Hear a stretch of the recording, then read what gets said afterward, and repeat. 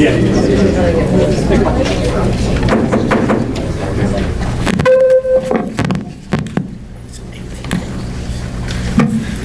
this meeting to order. Please rise for a flag salute. I pledge allegiance to the flag of the United States of America and to the republic for which it stands, one nation, under God, indivisible, with liberty and justice for all. Let's take a moment of silence to remember the service and sacrifices of the armed service members who protect our nation and the first responders who protect our neighborhoods.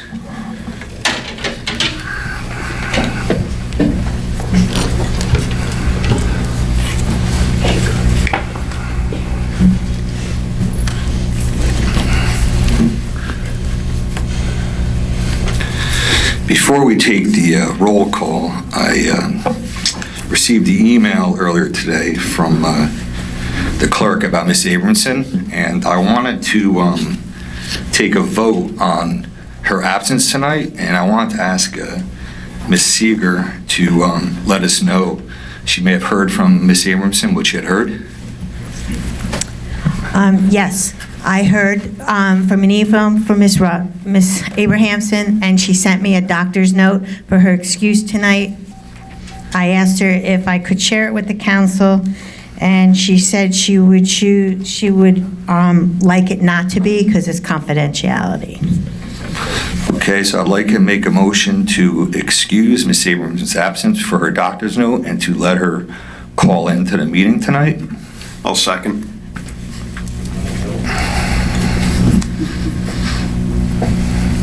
Please call the roll. Councilmember Jedynak. Abstain. Councilmember Quinn. Yes.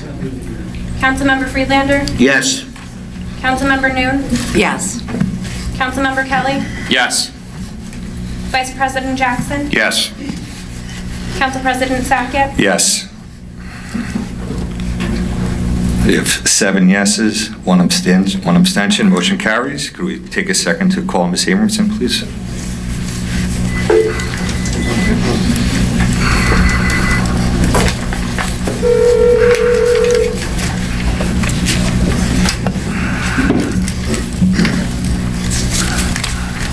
Hi. 1 second, I'm going to put you on speaker. Can you hear me? Patty, can you hear me? Yes, I can. Can you hear me? Yes. Okay, I didn't hear that first. My user error. Okay, please call the roll. Councilmember Abrahamsen. Here. Councilmember Jedynak. Here. Councilmember Quinn. Here. Councilmember Friedlander. Here. Councilmember Noon. Here. Councilmember Kelly. Here. Vice President Jackson. Here. President Sackett. Here. This meeting was advertised in the Daily Record and the Star Ledger, the official newspaper for the Township of Rockaway, on September 14, 2019. Notice was posted on the official bulletin boards of Rockaway Township. Council President, may I be recognized? Yes. Just a quick question for Mr. Perrone. Mr. Perrone, with the participation of Ms. Abrahamsen and her attendance by phone, is there any violations at all of that taking place? It's participation by phone. Her attendance and participation by phone, is that legal? Attendance, it's not an attendance, it's a participation. Her attendance has been excused. Is it legal for her to participate and attend by phone? It's legal for her to participate by phone, yes. Thank you. Thank you, Council President. You got it. He's trying to trick me. No, I wasn't. Council President, I'd like to make a motion. My motion is simple. I ask that our council do not excuse Mr. Jedynak for his failure to attend the council meetings from June 11th through September 9th. That's my motion. I'll second it. Discussion, Council President? Any particular reason on that? Any support? Yes, we didn't get any excuses from him. It was asked by the council president and the mayor. He did not respond with an excuse why he was away, why he didn't attend. He just sent in a small verbiage, which we all got as part of our attorney package. Okay, any other discussion? I do. Mr. Kelly? Have some discussion. 1 second, we have Mr. Kelly. I would waive my time for Mrs. Abrahamsen. I'll take it afterwards. Okay, Ms. Abrahamsen? This was from what date? You said June 11th to September 9th, 2019. 11th to September 9th. Correct. 29. And who was the presiding officer of those meetings then? The presiding president? I don't have the minutes in front of me. I'm assuming to be Mr. Kelly, but I don't know if he was there that night. I'm not positive. I don't remember. So this is going back to September when a different council president was there and all of us were in attendance. Is that correct? I don't think we all were in attendance. I disagree on that. Okay, well, most of us, or whoever has been, we approved those minutes that were taken for most of that period up to including the minutes on today's agenda. So the minutes were approved up till the September 3rd agenda, is that correct? No. Or July 30th, I apologize. July 30th and then September 10th. So we've already approved the minutes where Mr. Jedynak had been present by telecommunication and participated and voted, is that correct? I'm not sure what this has to do with the motion, so let's, anything else to add? No, I just think it's, we're going backwards. That never has been done before. Okay. And I see that we have the July 30th till September 10th. So these minutes were already approved, they were voted on, and he was participating, and his roll call was taken, so I feel like it's a moot motion, and quite frivolous at that. Okay. Mr. Kelly, anything else to add? I do, actually. It's not to add to what Mrs. Abrahamsen had stated. Just had a couple of questions. If you could just give me the courtesy and time, I'll try to make it as quick as I can. Well, if I need an extension of time, I Let hope me that you know. can grant Try to that. keep it short, 5 minutes. Mr. Perone, we received an opinion from your firm, and I'm not going to go into the crux of the opinion as it's attorney-client privilege between the town attorney and this governing body and the mayor. But the cases that were cited in your opinion, are those cases open to the public? Are the cases? Yeah, the cases that were cited, are they public record? Yeah. They are? Yeah, sure. Okay, so I feel comfortable talking about those three cases, and I'll just go to a couple of points.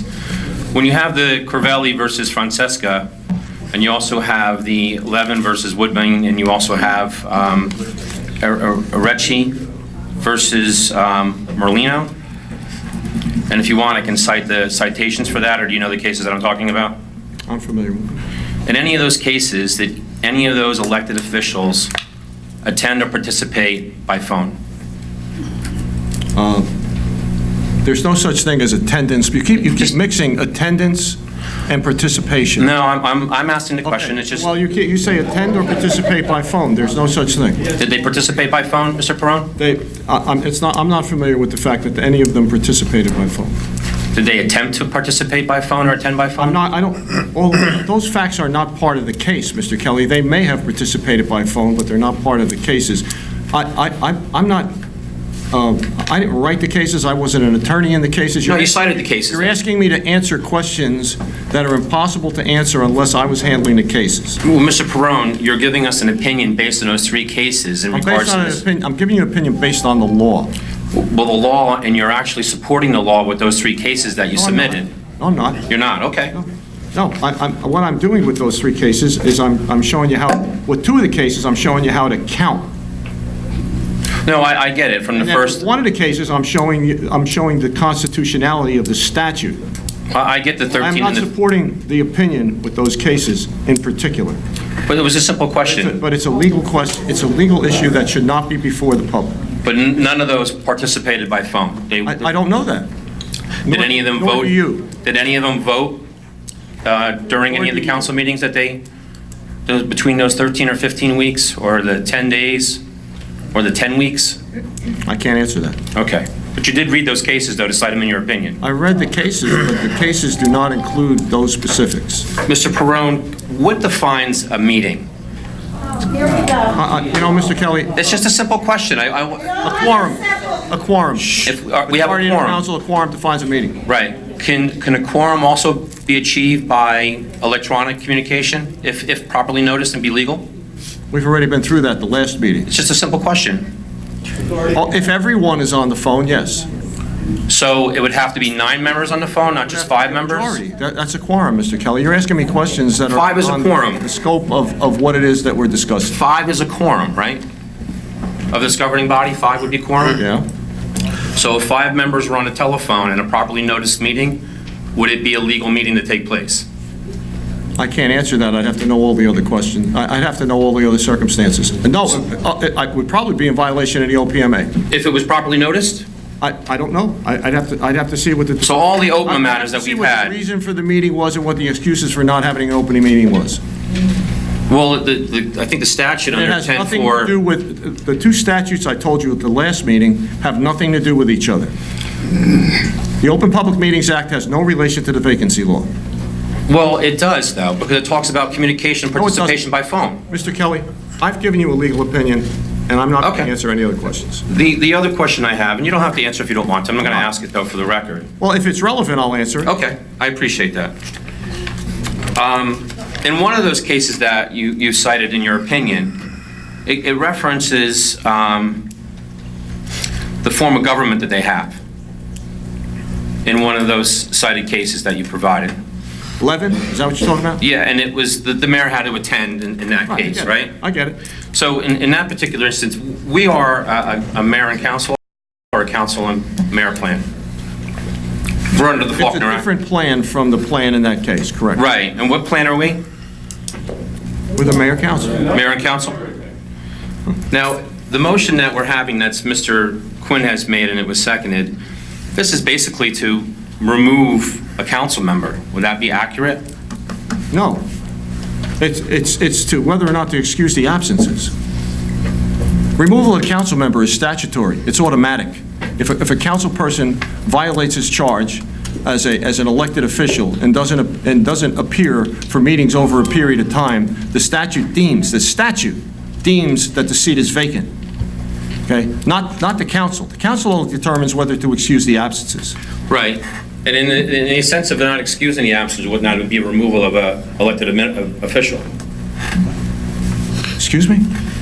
If the excuses, Whatever the result of the excuses is statutory. It's not the council's control. but it would be the removal of a council person. Maybe. Okay. So, I don't know what the vote's going to be. no, but in Levin, how it was discussed with regard to the plans that we have, and in our form of plan, especially in the 4069A, 37B, we can't remove a governing body, a member of the governing body.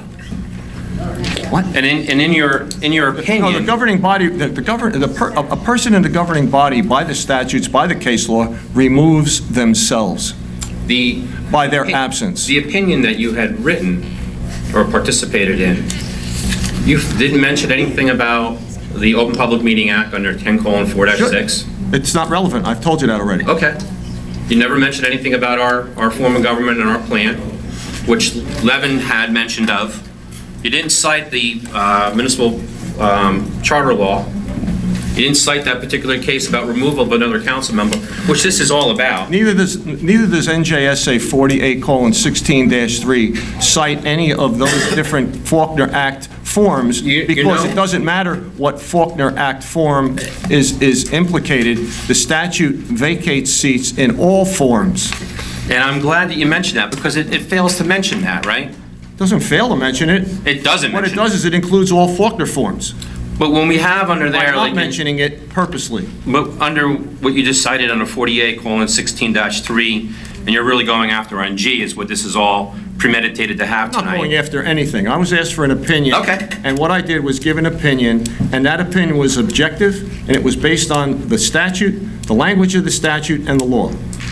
And I appreciate that you did your due diligence in researching all that information and providing that opinion. Well, if you would have asked me ahead of time, months ago, I would have given you the same opinion. Well, you know Before what? we got to this position. No. You never asked me you never asked me anything about this statute of the vacancy law while all of this was going on. And you know what? I'm glad that You you were the said. council president. I'm glad that you said that, because you never mentioned anything about it either. Did you know about this all along? Did I know about what? Did you know? I know about the municipal vacancy. 40A-16-3? Actually, I became acquainted with it for the first time when Mike Thatcherson passed away. Why didn't you address anything about it when you noticed that somebody was not? It's not for me to address. So, It's only for me to address after the issues that the statute creates are implicated. so In rather other words, than, it's nothing for me to address unless the 8 weeks passes, and after the 8 weeks passes, then it's something for me to address. Unless I'm asked specifically by someone on the council to undertake an investigation and/or to undertake a statutory research in order to make a determination as to what the council or whoever it is needs to, or whatever way they need to act yeah. in order to comply with statutes. So, But I was never asked that by you. What you did was you just went forward, I have to say cavalierly, and said, okay, he can participate. Nobody was asked, nobody was provided with any information as to where Mr. Jedynak was. No one was provided with an excuse as to why he wasn't in a meeting. No one was asked to vote. From what I understand, because I asked Ms. Clipperton that, you understand, I'm not at many of these meetings. No, I know that. I know that you review it and everything like that, but All right, let's finish I'm almost done. I'll wrap it up. Went forward and allowed him It was just to simple yes or no participate. questions. I didn't mean the whole dialogue. And these going issues on. arose after the actions that you took. But Mr. Perone, at any time did you recommend to the council to, question that? not- Make a vote? What I- You as a town attorney, shh. You as a town attorney, it's not your responsibility. Township as a whole and from the mayor. I'm given assignments from the township council as a whole and/or the mayor. Those are the assignments I'm given. I was asked by the mayor to give an opinion, and I did. You never asked me to give an opinion, the council never asked me to give an opinion. I'm giving an opinion that I was asked for. And then lastly on that, Mr. Perone, under 40A-16-3, which you cited, and then we have G. In the portion of G, does it say that has to attend in person? It says attend and participate. Right. That's what they call a conjunctive. Did Okay. Mr. Jedynak vote at any of those meetings? He participated, He did. And he didn't attend by phone? did not attend. He didn't attend by phone? The statute doesn't mention attendance by phone, Mr. Kelly. You've read it. Does it say it? I read multiple Well, you're different, asking all the questions. Does the statute mention attendance by phone? it mentions nothing about attending in Does person. it mention the phone at all? It doesn't mention anything about being in person. Does it mention anything about? mentions nothing about being in person. Does it mention anything about a phone? Okay, let's mentions move on. nothing about Anybody being in else from the person. council? Don't answer. Anybody else? See, I Anybody answer else? questions, but you don't. No, I am answering your question. Where, do you see the word? I don't see anything in telephone there the about in statute? person Do you or see the anything. word telephone. It in says the statute? attend and participate. Never mind, you're not going to answer. No, I am. All right, let's go, move on next. Anyone else want to say anything? Okay, let's take the roll, please. So we're voting on Excusing the absences. non-excused. Has Mr. Jedynak been riced, by the way? We're on the roll. He hasn't been riced? Councilmember Abrahamsen? No. Excuse me, can I ask? We're in the middle of a roll. Next. Is it excusing him or not excusing him? Was not excusing him. That we said one more time. Quinn, do you want, Yes. Mr. Quinn, do you want to repeat We it? need to start over. Councilman Quinn, please restate the motion. The motion is that we are not excusing the councilman for not attending physically the meeting. Okay, thank you. Please That he call the roll. participated in? Please call the roll. Councilmember Jedynak? Abstain. Councilmember Quinn? Yes. Councilmember Friedlander? Yes. Councilmember Noon? Yes. Councilmember Kelly? No. Vice President Jackson? Yes. President Sackett? Yes. 6 yeses, 2 noes, 1 abstention. 5 yeses, 2 noes, 1 abstention. Motion carries.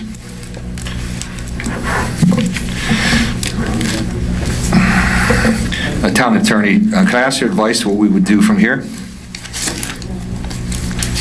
Well, the advice is simple. Since no excuses have been accepted, or no excuses have even been offered, frankly. Were excuses provided? That's right. They were asked for, but they were provided.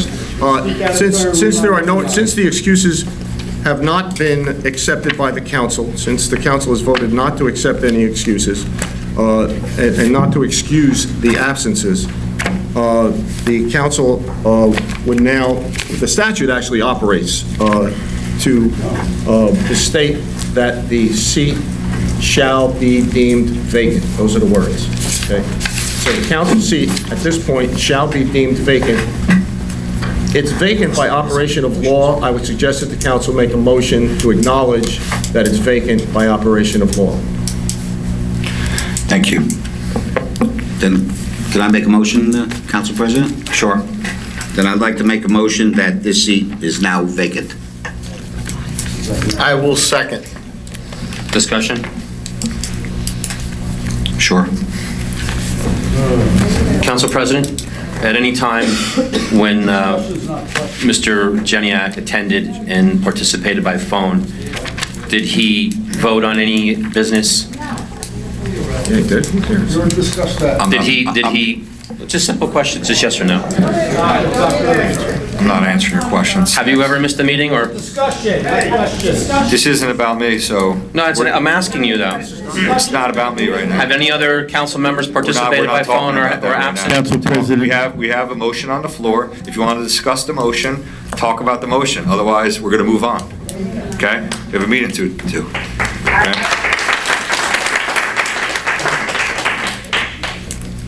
I have a question. I'm going to there's some discussion that can ensue about that. Are we going to go back and vote on everybody's excuse from the beginning, from that time period? Because if I recall, and I look at the list in front of me of the absentees, Council President you phoned in, Mr. Quinn phoned in, there were several people that phoned in. Are we going to vote on all no one missed 12 meetings, 12 weeks, whatever it is, so let's just move on. We have a motion on the floor, unless you have anything else pertaining to it. Okay? Whatever, 12 weeks. Since the vote was taken today not to excuse the absences, it would be my legal interpretation that any action would be prospective. There's not a retrospective vacancy of the seat. The seat is vacant as of your motion today. So what she's saying is would be irrelevant. Please call the roll. Councilmember Abrahamsen? No. Councilmember Jedynak? Abstain. Councilmember Quinn? Yes. Councilmember Friedlander? Yes. Councilmember Noon? Yes. Councilmember Kelly? This is unjust and unconstitutional. No. Yes or no? Vice President Jackson? Yes. President Sackett? Yes. 5 yeses, 2 noes, 1 abstention. Motion carries. Mr. Jedynak, please vacate your seat. Council President, what do you plan to do if I refuse to? You can sit there, but you can't talk. You can sit there, but we prefer you to sit in there with the audience. So your intention is to ignore my presence for the remainder of this meeting? Correct, you won't be recognized. I didn't hear your response, Council President. You wouldn't be recognized. I disagree with the action that you just took. If you're going to ignore me for the rest of the meeting, I will not sit here. Okay, thank you.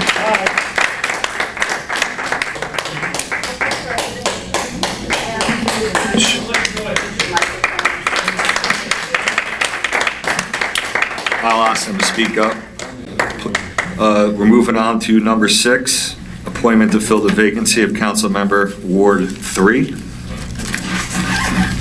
We have 1 nomination, Douglas Brookes, Jr. Do we have a motion? So moved. Second. Discussion real quick? Sure. We have the letter from the attorney for the Read that? RTCC. Yeah. I don't know if you wanted to address that. or Yeah, I can read it into record. We received a letter earlier today from a Kathleen M. Thur, and I'll read it. It says, nomination of RTCC to fill Rockaway Township Council Ward 3 vacancy. Dear Mr. Perone, as you are aware, I am counsel to the Rockaway Township Republican Committee. The RTCC previously submitted the nomination of Douglas Brookes to fill the vacant Ward 3 council seat vacated by the resignation of Councilwoman Phyllis Smith. The RTCC recommends the Township Council accept the nomination of Douglas Brookes to fill the remaining term of Councilwoman Smith. Mr. Brookes is recommended by the RTCC by nearly unanimous vote of the committee. Please be advised the RTCC does not object if the Rockaway Township Council wishes to consider additional candidates to fill the vacancy. Please be further advised that the RTCC does not seek additional time to recommend additional nominees to fill the Ward 3 Township Council vacancy. Thank you for your attention to this matter. Respectfully submitted, Kathleen M. Thurer. Was there any other nominations from the floor? Seeing none, please call the roll. Councilmember Abrahamsen? No. Councilmember Quinn? Yes. Councilmember Friedlander? Yes. Councilmember Noon? Yes. Councilmember Kelly? No. Vice President Jackson? Yes. President Sackett? Yes. 5 yeses, 2 noes. Motion carries. Congratulations, Mr. Brooks.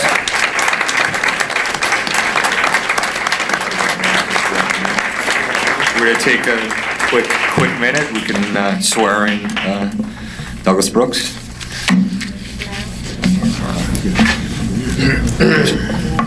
Mr. Brooks, do you have someone that you wanted to swear you in? Okay.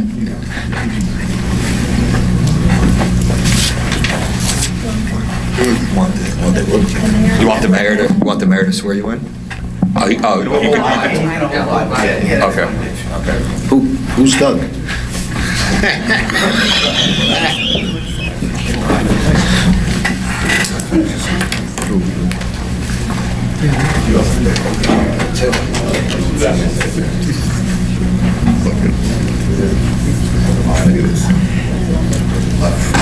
Who made the motion? Did you make the motion? Yes, I Your second. I, Douglas Brookes Jr. I, Douglas Brookes Jr. Do solemnly swear. Do solemnly swear. That I will faithfully. That I will faithfully. Impartially. Impartially. And justly. And justly. Perform all the duties. Perform all the duties. Of the office of Rockaway Township. Of the office of Rockaway Township. Ward 3 Council Member. Ward 3 Council Member. To the best of my ability. To the best of my ability. And that I will support the Constitution. And that I will support the Constitution. Of the United States. Of the United States. And the Constitution of the State of New Jersey. And the Constitution of the State of New Jersey. And that I will bear true faith and allegiance. And I will bear true faith and allegiance. To the same. To the same. To the government established. To the government established. In the United States. In the United States. And in this state. In this state. Under the authority of the people. Under the authority of the people. So help me God. So help me God. Thank you.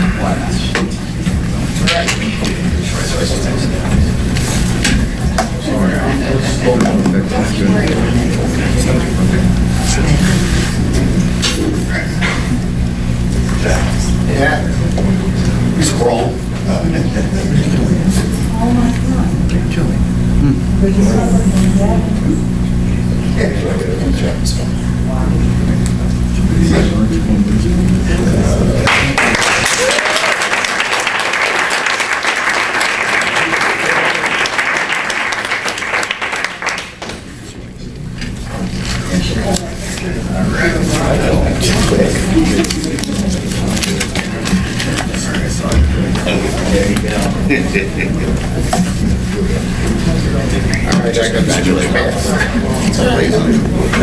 got the wall wrong. All right. Sure. I know. You're good. Yeah, I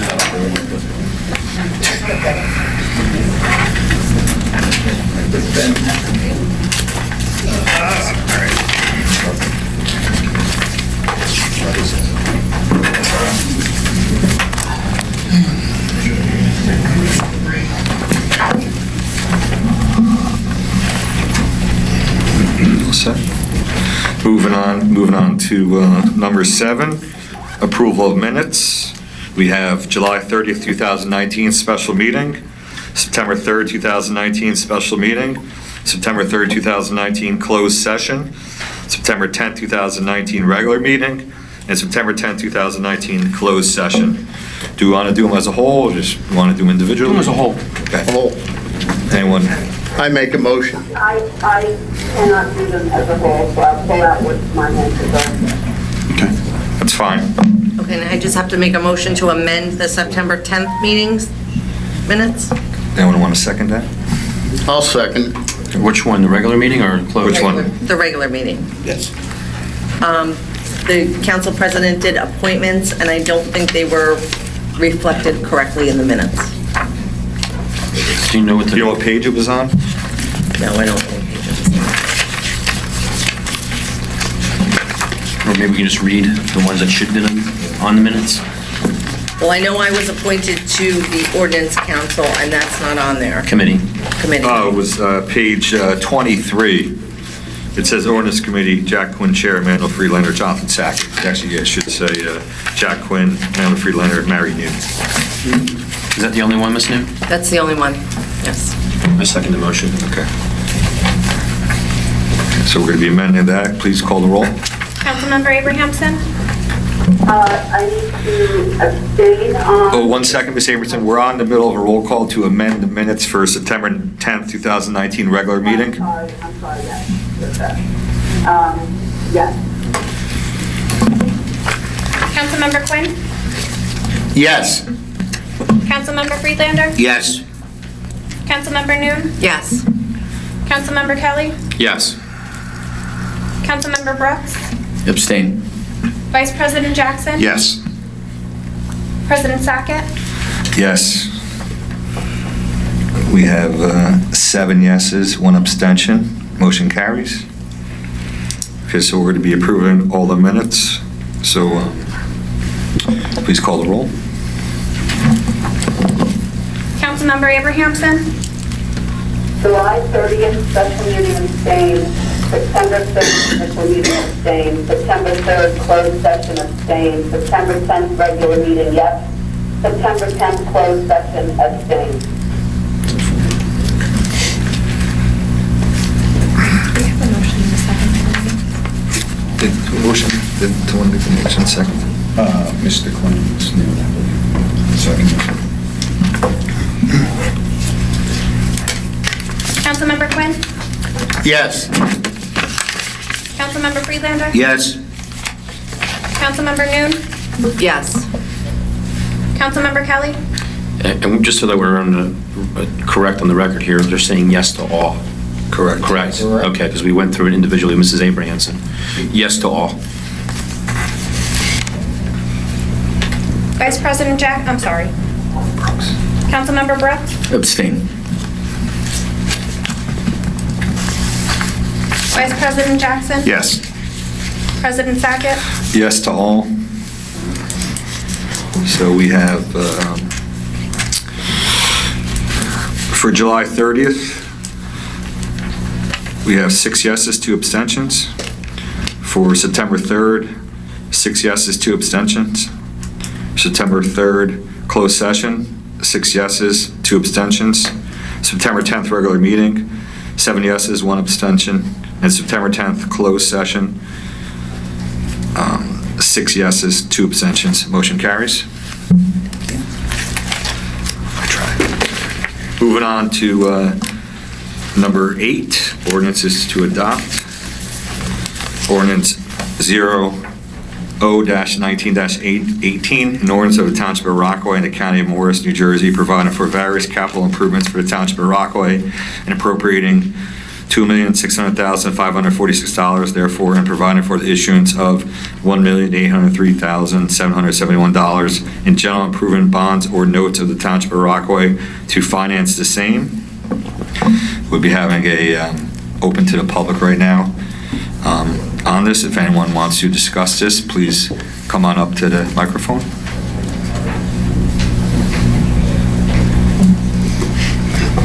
Seeing none. Do we have a motion? So moved. We have discussion for Discussion council. first. Any other discussion? We do, Council President, if I may. Sure. When we had this ordinance come up on several different times and renamed or renumbered several different times because of the originally putting the basketball court amounts on for referendum, which there was an agreement and consent at our last budget meeting, and then we also had a motion to be made to have that put on referendum by August 16th of this year, which has passed. And then we went through some discussion about some reduction of cost. And I did provide this council with some cost analysis showing neighboring towns that we had, and Randolph being the most recent one, to revamp their basketball court, and they did a phenomenal job for $102,000. And just recently, we had Rockaway Borough that did their basketball court for under $20,000. It was just over $17,500. Then there was a reduction of $250,000, and we were going to have this at the last meeting to vote on, and then Councilman Jackson wanted it tabled because he was going to review the capital plans, the new capital plans, or what we originally thought when we were here was the plans for the basketball court. I'm asking that we look at this in a serious context, because I don't see the $250,000 reduction as it was originally indicated. I see $250,000 going towards the basketball court solely. And when we first discussed this, it was $400,000 minus $250,000, which was $150,000 to the courts. Now, last year when we had our budget, which we were all part of and voted on, the rec department originally requested $175,000 for those courts. And without any participation from the council at that time, they recommended $100,000 over one period, which was that year, for the capital plan, and ended at only $100,000. We had a presentation concerning the capital plan, and then we also had Keller Kirkpatrick provide us with analysis and some of the information that was there, and that started at September 30th of 2016, and I don't think it wrapped up until October or beginning of November of 2018. I know I only had a small portion of time to review that information that was provided until it was requested back from administration and engineering. I know that I would imagine that majority of the members here had no ability to look at it because it wasn't provided to me on numerous requests, and I even asked for it from Oprah. I know that Mr. Jackson had the ability to meet and review, but then was looking for more information on some new plans, which was at the last meeting that he discussed. Is there any way maybe we can look at this again now, and I don't know if it's legal, if we can make a motion to further amend it, because $250,000, I mean, we talked about scoreboards and other things to remove. There was some inquiry about what can the township do in-house to save money.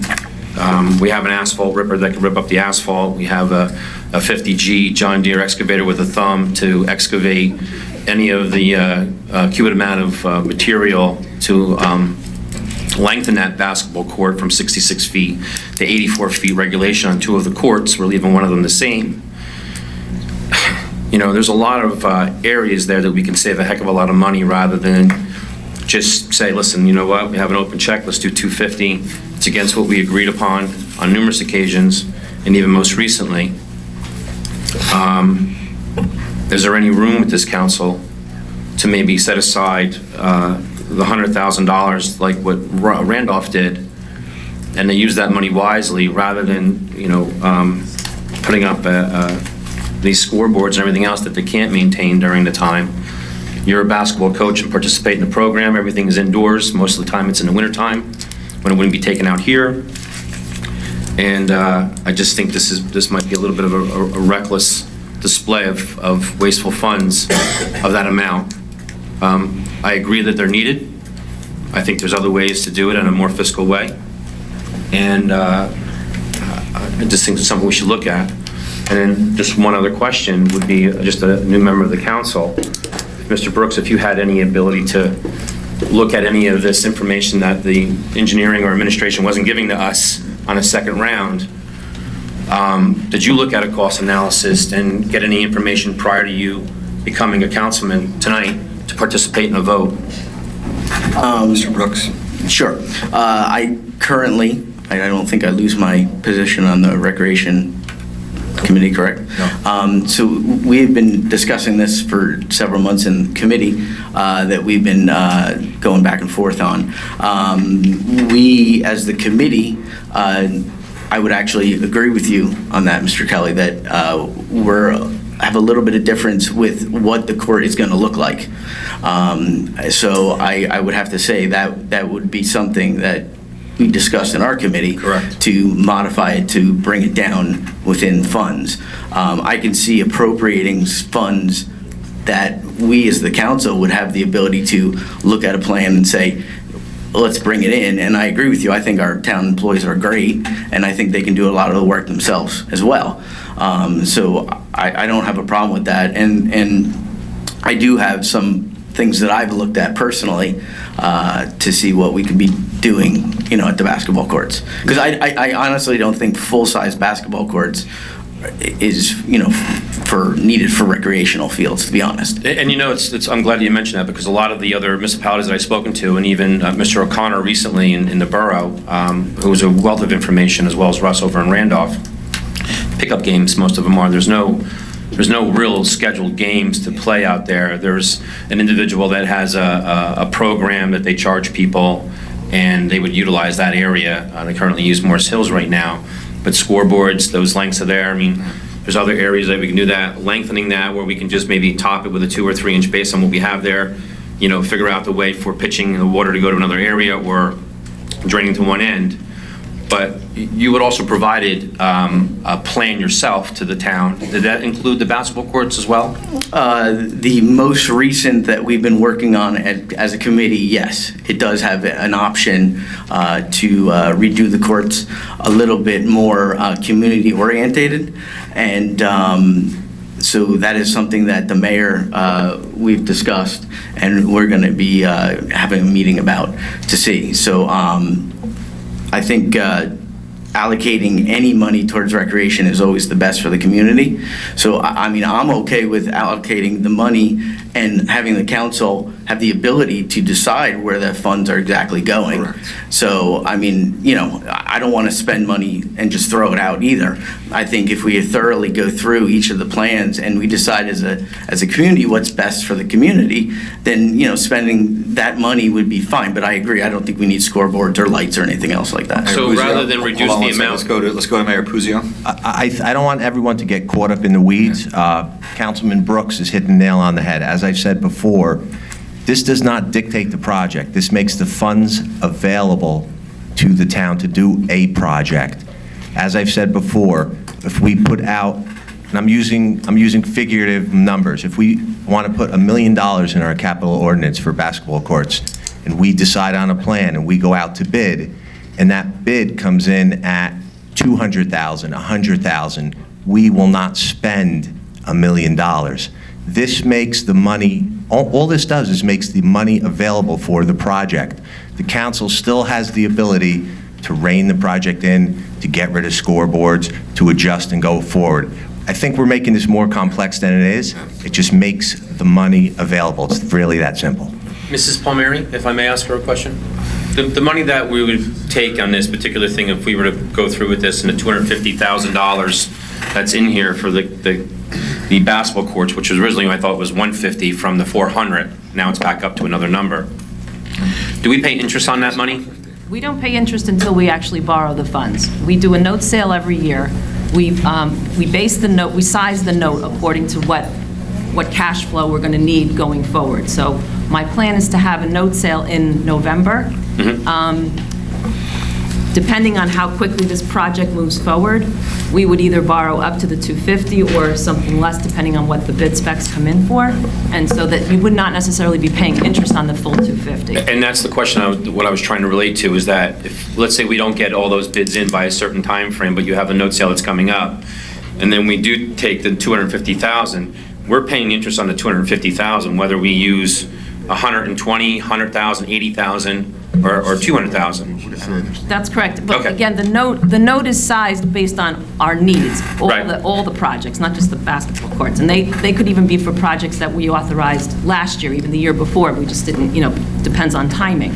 So, the note might be $2 million, a portion of it would be towards that. Right, but nickels and dimes make dollars. This is a component of that total amount that we would be paying interest on. Thank you. Okay. Anyone else? Please call the roll. Oops, no one made a motion. No motion was made. Do we have a motion? I'll make- Real quick, have a motion? Because of the participation and the plans that were drawn by Mr. Brooks, is there any conflict that we have to worry about? I see no conflict. Okay. Can we make a motion? Can I make a motion to adopt this ordinance? I'll second it. 1918? Please call the roll. Councilmember Abrahamsen? No. Councilmember Quinn? Yes. Councilmember Friedlander? Yes. Councilmember Noon? Yes. Councilmember Kelly? Abstain. Councilmember Brooks? Yes. Vice President Jackson? Yes. President Sackett? Yes. 6 yeses, 1 no, 1 abstention. Motion carries. Moving on to under 8, number B, an ordinance of the Township of Rockaway and the County of Morris, New Jersey, providing for the acquisition of computers and networking equipment for the Department of Information and Technology, including all structures, work, equipment, and materials necessary therefore or incidental thereto from the Reserve for Information Technology, acquisitions and appropriations, $100,000 therefore. Anyone from the public like to come up and speak on this? Council President, excuse me, there should be a motion and second before you invite public comment. I make the motion. I'll second. Anyone from the public? Did you hear that? Any comments from the council? Seeing none, please call the roll. Oh, you know what I do? But you know what, take that back, don't worry about it. I was anticipating some members of the public. Councilmember Abrahamsen? Yes. Councilmember Quinn? Yes. Councilmember Friedlander? Yes. Councilmember Noon? Yes. Councilmember Kelly? Yes. Councilmember Brooks? Yes. Vice President Jackson? Yes. President Sackett? Yes. 8 yeses, 0 noes, motion carries. Congratulations to the fire department. That wasn't the fight, that was the computers. Oh, I'm sorry, you guys. I still meant yes. Okay. That's where Mario was looking on that one. Going I on to apologize. C, Ode 19-20, amending Article 51 and Article 52 of the Township of Rockaway Fire Department Rules and Regulations. Do we have a motion? So moved. Do we have a second? Second. Any discussion from the public? Any discussion from the council? Seeing none, please call the roll. Councilmember Abrahamsen? Yes. Councilmember Quinn? Yes. Councilmember Friedlander? Yes. Councilmember Noon? Yes. Councilmember Kelly? Yes. Councilmember Brooks? Yes. Vice President Jackson? No. President Sackett? Yes. 7 yeses, 1 no, motion carries. Now, congratulations to the fire department. Moving on to D, 019-20, repealing Chapter 2, Financial Review Board of the Revised General Ordinances of the Township of Rockaway in its entirety. Do I have a motion? So moved. Second. Any discussion from the public? I do, Councilor. Oh, Mr. Public first. Seeing none, any discussion from the council? I have a just quick question. Is there any anticipation of creating a new financial review board? Maybe down the road? I mean, any subjection of idea, like, is there a reason we even delete it right now and maybe we? I don't know, maybe down the road. Anything else? No, that's all, thank you. Thank you. Seeing none, please call the roll. Councilmember Abrahamsen? No. Councilmember Quinn? Yes. Councilmember Friedlander? Yes. Councilmember Noon? Yes. Councilmember Kelly? No. Councilmember Brooks? Abstain. Vice President Jackson? Yes. President Sackett? Yes. We have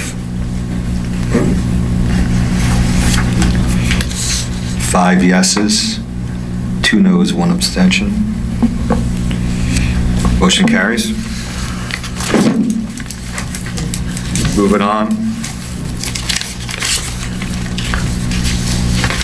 F, ordinance 19-23, ordinance amending Article 4, Chapter 2-5, Rules of Procedure.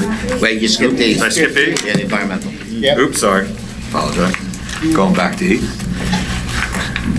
A lot of papers up here. Okay.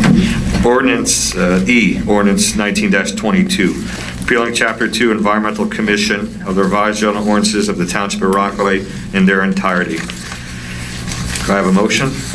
So moved. I'll second it. Any discussion from the public? Any discussion from the council? Yes, Council President? Yes, Mr. Friedlander? Mr. Mayor, can you just explain, because some people aren't aware that we think we're eliminating an environmental commission? Okay, what had happened is there were some issues with the Environmental Commission procedurally. So we took a look at it. I sat down, took a look at it, spoke with our town attorney, and what we did is we repealed the Environmental Commission. And if you look a little bit further in the agenda, it's going to be reconstituted as an environmental committee. The requirements for a committee are a little bit less stringent, and as far as how they operate, and we still get the same, we achieve the same results. My intention is to, I've already reached out, I've emailed some of the former commission members to see if they want to serve on the committee and just shift them over to the environmental committee. So it's going to serve the town in the same fashion procedurally, and how they work and the requirements are a little bit easier. Remember, these people are volunteers.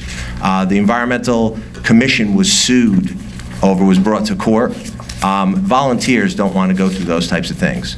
So when you're a committee, you have a little bit looser guidelines to operate under, and I felt that it was best to attract talent, that the people who are on the commission would now be a little bit more comfortable and willing to serve on a committee, since the restrictions or the guidelines that they would fall under are a little bit looser. So you still are going to, your environment is going to be represented in Rockaway Township, hopefully by the same people, and we're going to get the same level of service from them. Thank you. Any other discussion? Did member of the public are complete? They didn't? Yeah, they're done. Yeah, that's why I went to Mr. Friedlander. Mr. Mayor, could you just, what were the issues? The issues were, let me just check with the attorney. Some of this is still in litigation, so I don't know if I'm allowed to speak about, is it ongoing? Well, we're repealing it. I mean, you Yeah, can well, talk about why it's okay. I can repeal, I'm allowed to repeal committees. That has nothing to do with the litigation. What you're asking me is what were some of the issues. There was a lawsuit, and there were some issues. They're still being fleshed out. So I don't want to speak about what went on until it's over and done with, and I'm allowed to. And Mr. Mayor, I mean, we have volunteers in Planning Board, Board of Adjustment. Sure. Right? And there's lawsuits that relate to those boards too? What's your point? I'm just asking. Okay, what's your point? I'm just asking My point too. is that we have a board, we have a commission that had volunteers that got sued once, and however long it's been since they've been a commission. and because of one incident, you're going to repeal the commission. You can't give us the issues or the concerns or the reasoning for it, but... It's not a concern. The town is being served by the committee the same fashion, so why would you even bring that up? I don't understand. Well, I'm just asking you, what are the issues as to why we're doing this? And I explained to you, it's in litigation. Okay. It hasn't been concluded, so No, I understand. I don't feel comfortable talking. Thank you. The reason for the committee, because you're changing this over to a committee tonight? Correct. So we're repealing a commission. We're potentially bringing over the same members if they're interested to go into a committee? Correct, that's what I said, yes. Now, the commission, currently right now, before the repeal, or any commission? Okay. Are they subjected to transparency like Oprah and OPMA?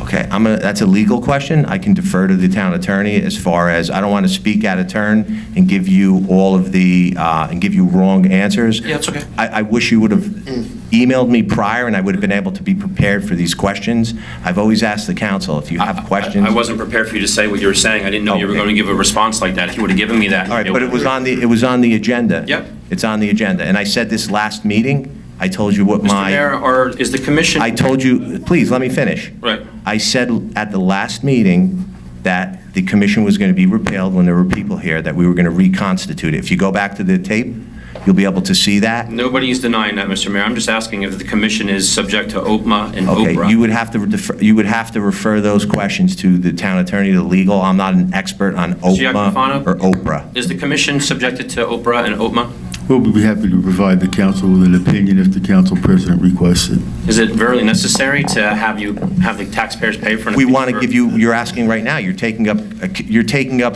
time. Every hour that we go past on questions, the town attorney gets paid. Is that correct, Mr. Yagafano? Mr. Mayor. So if a meeting takes 6 hours, you hope so. If a meeting takes 6 hours, there's 6 hours of billing. If a meeting takes an hour, then we get billed for an hour. Let's go. So is the I'm not interested in his opinion on it. I mean, Let's move on. we're repealing something, Council Yeah. President, that... Well, let's go. The Come on. transparency is going to be removed Let's of this go. committee or commission. Not true. The committee, you're telling me that the committee that you're creating is going to be subjected to Oprah Listen, and... I'm not telling you anything. I'm telling you Obviously. what I'm doing as mayor and Council what President, I I... have no more questions. Excellent, thank you. I'm telling you what I'm doing is in No, the thank best, you. Move on. is in the best interest of the town. You don't want to be Any transparent volunteer? about a committee versus a commission. Anything You know else? the Mr. answer, Kelly, you don't want to tell it. I always enjoy the words that you say and that you try to project onto other people. I never said I that. asked you a simple question. You said and that. it's related to- And I asked you a simple question. You can't answer. Call the roll. Time to vote. Oh, sorry. Excuse me, Council President. Yes? The discussion. Yep, sure. Do you have anything to add? I just want to repeat that the commission being turned into a committee, I believe, after doing some research today, does eliminate the Open Public Meetings Act, and that it does not give transparency to the public. As also stated by Mr. Mayor Puzzio, that we should ask questions prior to meetings, which disenfranchises the public that are watching these meetings and attending these meetings to hear the two sides to every decision. So I think in the interest of what everybody is trying to achieve is open government, he should not be behind closed doors so that everybody can understand why we are transitioning from a committee to a commission or a commission to a committee. I think it's only fair and just, and that is the way it should be. The agenda is posted. The agenda is posted to the public. I've got a few questions prior to the meeting, so the public is welcome to reach out to anybody from administration or their council representatives at any time. At any time. We don't have to sit here for 7 hours at a meeting going back and forth. So people have time to ask any questions they like. Thank you. Please call the roll. Council President? Please call the roll. Council President, may be recognized? No. Please call the roll. Councilmember Abrahamsen? No. Councilmember Quinn? Yes. Councilmember Friedlander? Yes. Councilmember Noon? Yes.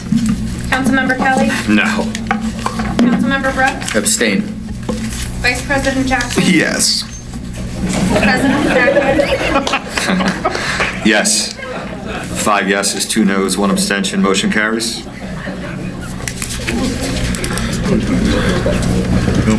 Moving on to open to the public, number 9. Oh, did I miss something? Oh, jeez. Oh, you know, sorry. Jeez. Sorry. F, 019-23, ordinance amending Article 4, Chapter 2-5, Rules of Procedure, Meetings of the Council, subsection 2-5.4, Public Meetings of the Revised General Ordinances of the Township of Rockaway. Do I have a motion? So moved. Second? Second. Any discussion from the public? Any discussion from the council? Seeing none, please call the roll. Councilmember Abrahamsen? Councilmember Quinn? Yes. Councilmember Friedlander? Yes. Councilmember Noon? Yes. Councilmember Kelly? Abstain. Councilmember Brooks? Yes. Vice President Jackson? Yes. President Sackett? Yes. 6 yeses, 2 abstentions. Motion carries. Mr. Brooks voted on that? Yes. Number 9, now open to the public. Before we start open to the public, just wanted to read something.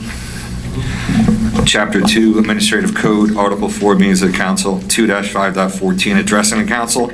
Any person desiring to address the council shall first seek recognition by the presiding officer, provided, however, that a portion of the regular monthly public meeting and the monthly conference agenda meeting shall be open to the public comment. Upon recognition by the chair, the person shall give his name and address in an audible tone of voice for the records. Unless further time is granted by the council, he shall limit his statement to 5 minutes. Statements shall be addressed to the council as a body and not to any member thereof. A councilman shall not direct any question to a speaker addressing the council except through the presiding officer.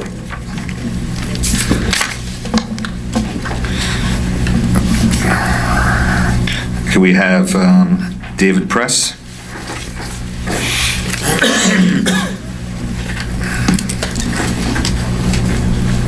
Dave Press, 71 Oakland Avenue. You stole my thunder by a couple of things you did, so I just want to congratulate you and commend you. This is the first of a long line of things giving us back our town. And the other thing is, especially since you just mentioned about the 5-minute time, I brought this up before, but it would really be nice, and the public would really appreciate it if members of the council were held to a 5-minute limit also, instead of just being allowed to pontificate. Thank you. Thank you. Pat Degnan.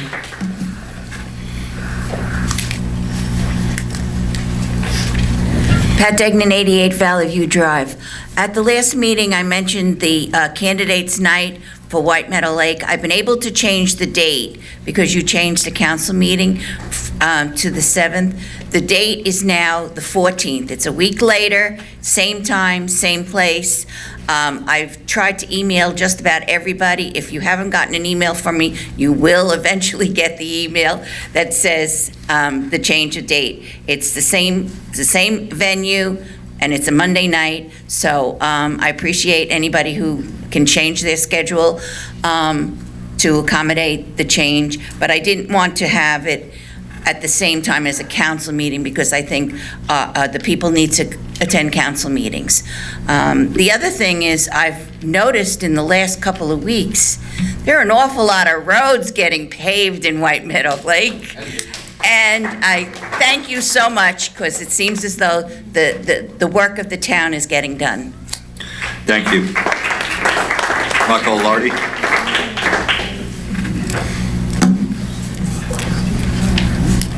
Michael Lardy, 19 North Brookside Drive.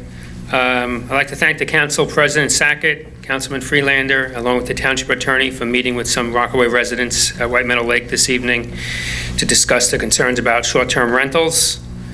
We look forward to finding a solution together about the concerns that were discussed. It says a lot that Councilwoman Phyllis Smith resigned as soon as her side lost a majority. It looks to me that she wasn't here as an independent voice for the best interest of Rockaway Township, but as a puppet vote. As for the past council vice president, to resign her position on the afternoon of the day when she was going to be voted out, and to not show up at the meeting that evening shows no backbone, unlike the past Council President Kelly, who showed up and moved over to a new seat and attended the meeting. And shook his hand. Turn your microphone. Another note, I brought this up, I think, once before. The bushes on the corner of West Lake Shore Drive and Old Middletown are very high, and cars coming down the hill, you just can't see the cars until you proceed into the intersection. And the cars that are coming down the hill, if they're going to make a left, they almost clip you, because the time you creep out, they're already making their turn, not looking that way. They're just looking to make sure no one's coming from the other direction. And that bush it's been a problem for a long time. The other thing I wanted to bring up is White Meadow Lake is about 2,500 homes. I'm not sure how many homes are in the township, if it's 10,000 or whatever. But they're a good percentage of the township that contributes quite a bit to the tax base. But the township does not contribute to White Meadow Lake, like for a playground or for any kind of facilities like that, because it's a private community, and if there's a playground in White Meadow Lake, it's for White Meadow Lake residents. However, the White Meadow Lake residents that pay taxes to the township contribute to all the playgrounds in the township. So if there's a township that the taxpayer dollars are paying for up Green Pond Road, over by Fleetwood, White Meadow Lake residents aren't getting in their car and driving there. They're using the facilities in White Meadow Lake because people stay within their neighborhood to go to a playground. They push the kids on a stroller to it. They're not driving to it for the most part. But the township does not contribute anything to that section of Rockaway Township. The tax dollars do not come back to White Meadow Lake. So I think that's something maybe this council at large can discuss over time, and maybe plan in a budget to contribute something to that section of town. Even though it's a private community, it is a percentage of Rockaway Township that pays taxes to contribute to those types of things, but does not get that in return, the way the other part of the township benefits from. That's all. Thank you all. Thank you. Mayor Puzio, could maybe the administration look into that one issue he was talking about with the bushes? Already done. We're working on it. Yep. Thank you. And Mr. Sackett, can I just, one comment real quick with Mr. Lardy? Okay.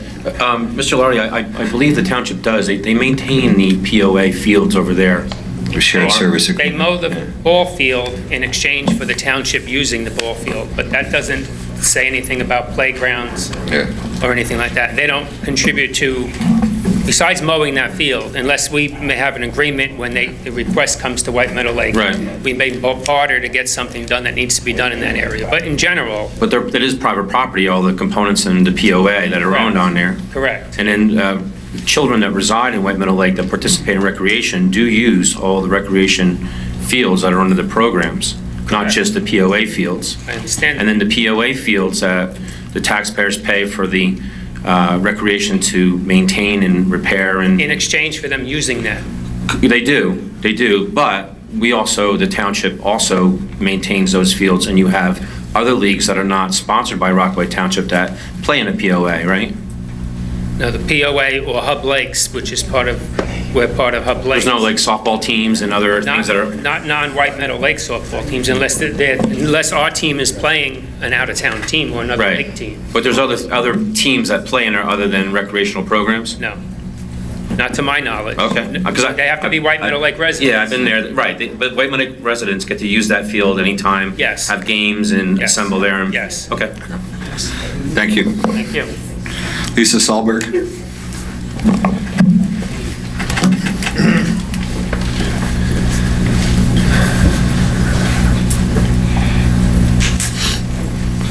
Hi, Lisa Sahlberg, 10 Bergen Hill. Welcome, Councilman Brookes. A couple things now that hopefully we're getting back on track to getting some business done. There are some unkept properties throughout town. Some of them even belong to members of the council. It is time that the council and the administration come together and aggressively go after those who do not keep their property up. There's one house that is on Megan's Road that was, unfortunately, the elder couple passed away. And there's mold growing in the house.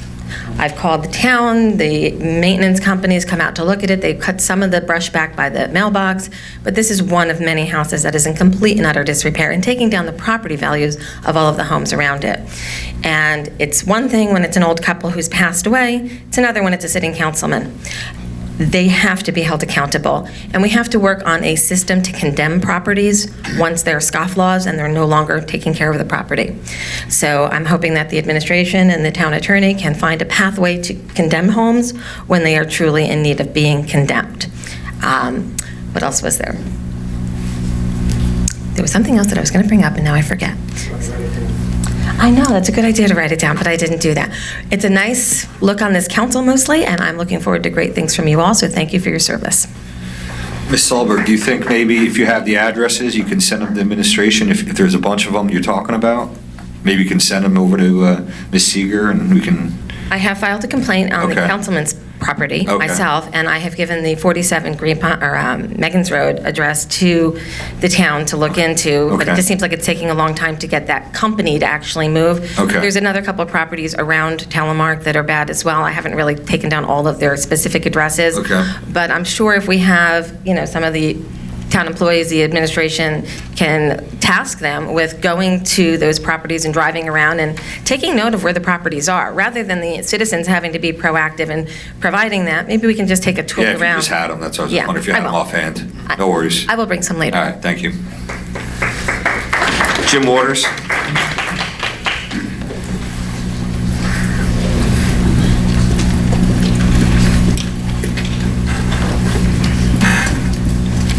Council, administration. I'm not used to seeing so many people from the administration here, and I'm really glad to see it. Mr. Brookes, welcome. I'd say the composition of the council has been improving each meeting for this year, and I'm really appreciative of that. I got a number of things, not necessarily related or in any particular order. Somebody pointed out to me on Facebook that Mr. Wittig, who used to be on the Financial Review Board and the Technology Review Committee, was upset with my indicating that perhaps sometimes people on the administration were underappreciated for the job that they do, and for the time that they put in, they might be considered sometimes underpaid as well. He objected to that. I think it's a very realistic situation to notice that these people are putting in time over and above what their job requirements actually are. And I'm as guilty as anybody else of not coming up and saying, hey guys, thanks for doing that particular job. I saw you here at 10 o'clock last night, and I really appreciate you going above and beyond. Shame Mr. Wittig isn't here. We could share some of our opinions. It's nice to see Councilman Quinn on this end of the dais. Thank you. And his voice rings loud and clear from where we can hear it. It's good to see you down here. Thank you.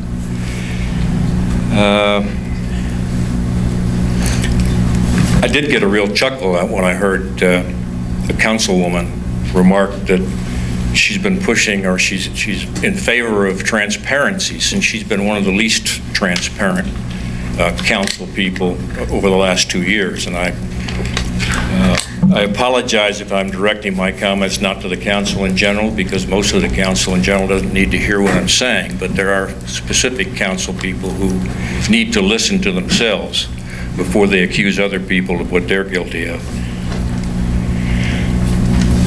I was asked by another council person at the last meeting if I could please stop being so sarcastic during meetings, and I apologize. That's the way I'm built, and sometimes we're prompted or compelled to make comments to certain individuals. I noticed that Judge Minkowitz also nearly blew a gasket when he was being browbeaten and giving legal lessons in court.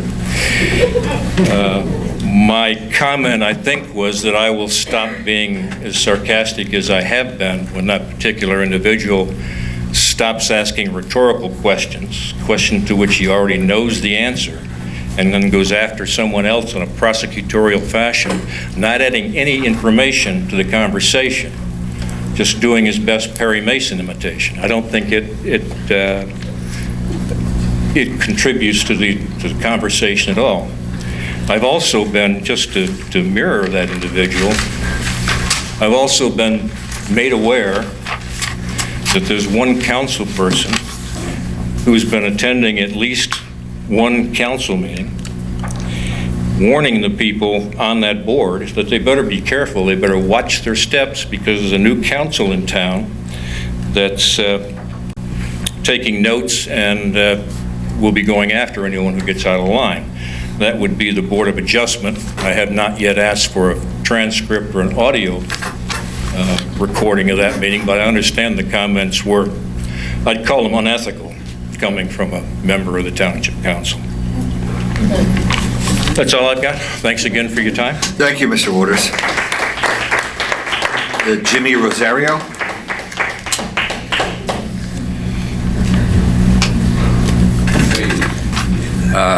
Jimmy Rosario, 12 Houston Street. I just wanted to find out if there's any way they could do a study on the corner of Route 46 and Pilsen Street. My reason for that is that I watch from the high school, I watch all these kids crossing the highway right after school. I watch them going probably to the arcade, to the chicken place. I watch women coming out of the apartments there with carriages crossing the highway. I watch senior citizens with bags coming out of the ShopRite crossing the highway. What can we do about the highway? And as you understand, there's a kid that just died 2 days ago. Is being buried this coming Saturday.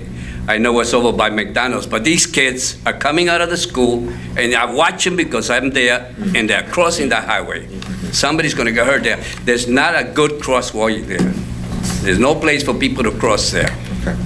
So I'm just bringing it up to see what could they do before a kid gets hurt there. You know, these kids that just go and they cross.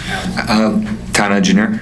Yes, thank you for discussing this matter. It is a very pressing and concerning matter for all of us. And I got here. Oh, I'm sorry, especially with the recent accident on Route 46. That is DOT jurisdiction, and we've had multiple meetings with them for improvements to that section of the corridor of Route 46 that includes pedestrian crosswalks, both sidewalks along 46 and crosswalks, controlled crosswalks across. But there is a crosswalk there, but that's only for the people that are traveling from the west to the east. If there's people on the eastbound going to the west, they would have to have a sidewalk where the car dealer is. There's no sidewalk there. There's grass. How is somebody going to go to the crosswalk? It has the warning. It's worn in that area, right? Because of all the pedestrians. Yeah, but that's in the west part of the building. So their scope of work does include both People are sidewalk. crossing right from the pizzeria. They're crossing right across, and I watch them all the time. I own the building right across the street there next to the Dickinson, and one of my tenants, he tells me, I watch these kids go there by the bunch. All right. Please. We're going to reach out to the DOT, and we're going to have another meeting with them to discuss what their timing is and whether or not we can move it up and what we can implement there. So they do have on their radar pedestrian improvements, signal improvements, sidewalk improvements. So it's going in the right direction, and with this recent incident, we will reach out to them. You know, right now, there's still a cross right there from somebody that just got... But it needs improvements. Got killed right there in that corner. Thank you. Welcome. Thank you. Bye. Good night. Thank you. Anyone else from the public wishing to speak? Please come up to the microphone. Name, address. Patrick D., 11 Valley Road. I just want to say I appreciate the fact that finally, after so many years and months, that we have volunteers from our township for the commission for that, the sewer commission, yeah, I call it. And I hope that now we'll be able to move forward to get the Bowlbyville situation resolved, and those people who rightfully owe the township money will pay that money that is due to all those citizens that have footed the bill all these many years. So I say thank you to those who have volunteered to come forward. Thank you. Anyone else? Open the public is closed. Moving on.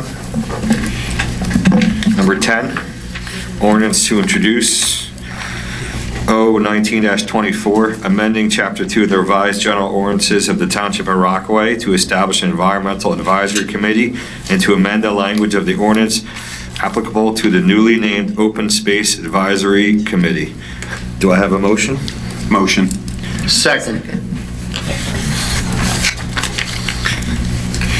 Please call the roll. Can we have a discussion on that? Any discussion? Yeah. Do we need to have it? We don't need to have it. Well, I'm asking for it. Quickly. Again, this is dealing with the committee now, correct? This is, yeah, you saw what it said. Does it bother any of the members of this council that minutes are not going to be required and that nothing that is discussed or presented is going to fall under the Open Public Meeting Act as well as the Open Public Record Act? If we keep it as a commission, there is mandatory transparency. If we keep it as a committee, there is no transparency requirement whatsoever, which is the sole reason to move this from a commission to a committee. The administration is not going to admit to that, but that's exactly what's taking place right now. That would be false, Mr. Kelly. Anything else? Seeing none, please call the roll. Councilmember Abrahamsen? No. Councilmember Quinn? Yes. Councilmember Friedlander? Yes. Councilmember Noon? Yes. Councilmember Kelly? No. Councilmember Brooks? Abstain. Vice President Jackson? Yes. President Sackett? Yes. 5 yeses, 2 noes, 1 abstention, motion carries. Moving on to the consent agenda. We have R19-178, R19-179, R19-180, R19-181, R19-182, R19-183, R19-184. Do you have a motion? So moved. Do you have a second? Second. Please call the roll. Councilmember Abrahamsen? Yes. Councilmember Quinn? Yes. Councilmember Friedlander? Yes. Councilmember Noon? Yes. Councilmember Kelly? Yes. Councilmember Brooks? Yes. Vice President Jackson? Yes. President Sackett? Yes, we have 8 yeses, 0 noes, motion carries. Moving on to number 12, council appointments. Zoning Board of Adjustment, full member, Raymond Tahan, Dominic Nicastro. Do you have a motion? So moved. Second. Please call the roll. Do we have any discussion on this at all? Do we need to have any discussion on council appointments, Town Attorney? You may if you choose to, Council President. Okay, you can make it brief. Yeah, I just made a note that we had many applications for this, and I noticed that all the women that applied are only alternates. Not one is a full member, and I think that's pretty ironic. That's all I have to say. Okay, anything else? Anyone else? Please call the roll. Councilmember Abrahamsen? No. Councilmember Quinn? Yes. Councilmember Friedlander? Yes. Councilmember Noon? Yes. Councilmember Kelly? No to both. Councilmember Brooks? Yes. Vice President Jackson? Yes. President Sackett? Yes, we have 6 yeses, 2 noes. Motion carries. Congratulations. Moving on. Zoning Board of Adjustment alternates. We have Carol Lucas, Robin Garcia. Do you have a motion? So moved. Second. Please call the roll. Councilmember Abrahamsen? Yes. Councilmember Quinn? Yes. Councilmember Friedlander? Yes. Councilmember Noon? Yes. Councilmember Kelly? No to 1, yes on 2.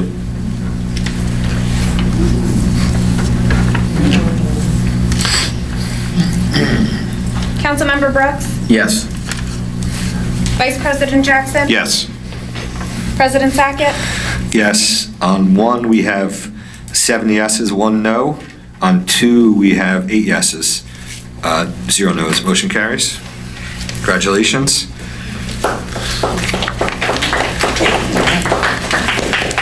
Moving on to C, Board of Assessment Commissioners. Resolution R19-185, appointing members of the Rockaway Township Board of Assessment Commissioners for local improvements in accordance with Chapter 2-34, Article 8, Sections 2-34.2 of the revised general ordinances of the Township of Rockaway. Make a motion. I'll second. Discussion, Council President? Do we have to read the whole thing, Town Attorney? Should we read the whole sheet, or we're okay with not reading the whole thing? With all the names and everything? Oh, yeah, no, I would recommend you read the appointments. Okay. Let me read them first, and then we'll go to any discussion. Thank you. Resolution appointing members of the Rockaway Township Board of Assessment Commissioners for local improvements in accordance with Chapter 2-34, Article 8, Section 2-34.2 of the revised general ordinances of the Township of Rockaway, whereas Chapter 2-34, Article 8, Section 2-34.2 of the revised general ordinances of the Township of Rockaway provides for the appointment of members to the Board of Assessment Commissioners for local improvements, and whereas there is a need for the Township Council to appoint members to the aforesaid board for the purpose of making any and all needed assessments. Now therefore be it further resolved by the Township Council of the Township of Rockaway, County of Morris, and the State of New Jersey, they being the governing body thereof as follows. The following named individuals are hereby appointed as commissioners of the Board of Assessment Commissioners for local improvements. A, James Waters. B, David Press. C, Mark Griff. The following named individuals are hereby appointed as alternates to the Board of Assessment Commissioners to serve in the event of the incapacity or disqualification of any of the individuals named in the preceding paragraph in accordance with Section 2-33.4 of the revised general ordinances of the Township of Rockaway. A, Lisa Solberg. B, Frank Jekyll. All members appointed hereby shall receive an annual stipend of $350 in accordance with Section 2-34.5 of the revised general ordinances of the Township of Rockaway.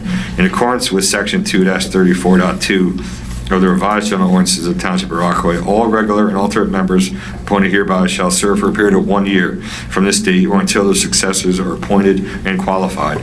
Mark Burek, Rockaway Township Tax Assessor, and Louis Eisenberg, Appraiser, are hereby appointed as ex officio members of the Board of Assessment Commissioners who advise the Board upon their expertise. Emmanuel Friedlander is hereby appointed as Council Liaison to the Board of Assessment Commissioners.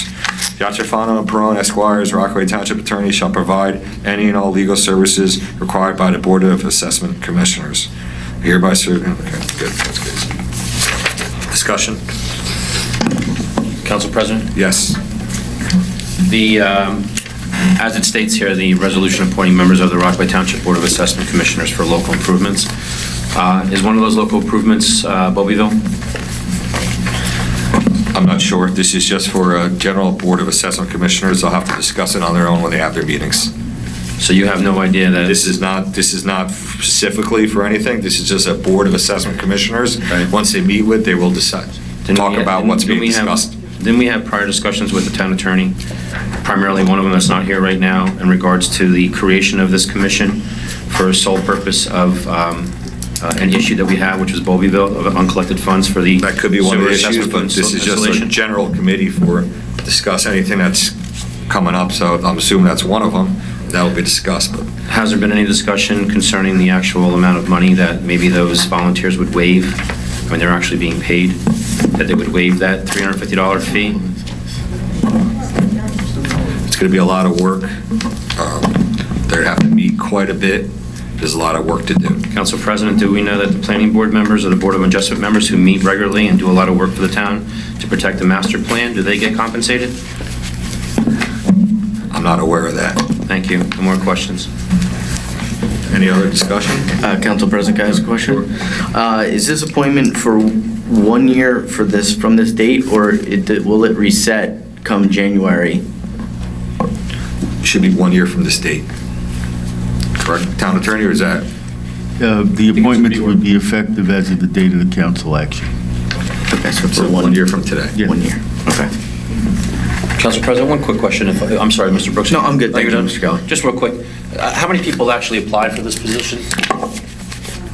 I don't remember offhand, you saw the resumes, I don't hide resumes, I send them all out. What is the... Any other questions? Yeah, what is the total amount of commissioners that we need? Is there a limit to it, or is there... we know There was minimum is three full-time and 2 alternates. Okay, anything else? Nope, that's it. Thank you. Please call the roll. Councilmember Abrahamsen? No. Councilmember Quinn? Yes. Councilmember Friedlander? Yes. Councilmember Noon? Yes. Councilmember Kelly? No to the appointments. Councilmember Brooks?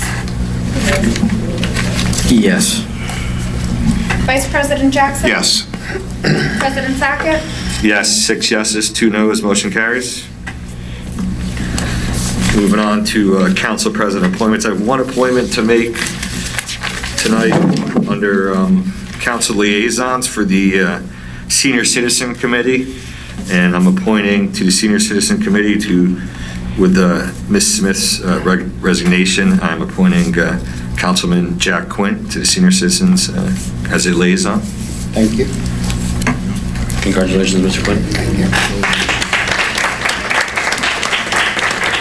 Moving on to number 14, mayor appointments. Yes. Mr. Tahan is now on the zoning board of adjustment. We're only allowed to have 1 person that serves on the planning board and also serves on the zoning board and also serves on the zoning board of adjustment.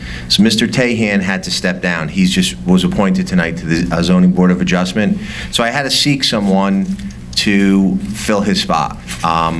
And I'm very, very, very proud about the appointment that I'm going to make right now. I'm actually ecstatic. Do any of you know who Jim Lutz is? Oh, yeah. Okay. For those of you that don't, Jim Lutz was our town attorney for how many years? Our town engineer for how many years? For 18 years. So we're very lucky to have him back. He has the institutional knowledge of this town. He obviously lives in town because he's receiving the appointment. He was ecstatic to be asked. I think he's going to bring something to the planning board, working with our current town engineer, and they work very well together, right? Is that correct? So I'm very excited about the appointment, that Jim's coming back in a volunteer capacity. I think he's going to add a lot to the town as far as his technical expertise, and he's just a great person. He knows his town inside and out. So I nominate Jim Lutz to fill the vacant seat that Ray Pahan has vacated. Thank you. Moving on to old business. Is there any old business? I have old business, Council President. Sure. If anybody else wants to go before me, though, I'd give them the time. No? Seeing that. Back in 2018, Council President, I believe you're aware, because I had reported back to the council, I had gone to the Rockaway Borough Council and spoke in great lengths. Mrs. Smith and myself had somewhat of some ideas to create a partnership with Rockaway Borough, and it evolved around Park Lake. And we'd spoken to the rec director over there, Mr. O'Connor. We've also spoke to the mayor and council. Mr. Bell was also present, who was the town attorney for Rockaway Borough. And what we were trying to do is kind of create an attraction to Park Lake, since we both share that property, Rockaway and Rockaway Borough. Rockaway Borough even offers the beaches at the same costs for Rockaway Township residents to use that. And they're currently going through their dredging and doing their dam maintenance coming forward, and hopefully we can partner in that as well. But the questions that we were asking of the council and their interest, which they were heavily interested in, was to create a theme, especially around the holidays.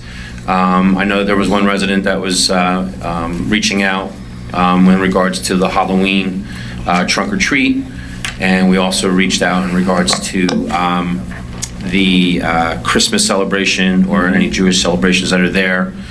Dover does it down at JFK Park. They do a phenomenal job with Mayor Dodd down there. Let's And stick to the business. Don't you need to name drop any other towns. Let's stick to the business. Bring up sorry? your old business. I'm not sure what you're talking about, but let's, Well, whatever it is. It's, If you're talking, I don't know what you're talking about. yeah, what Dover does is Dover, I'm not worried about Dover. I am, We're talking about the because- borough. You said the borough, now you're talking about Dover.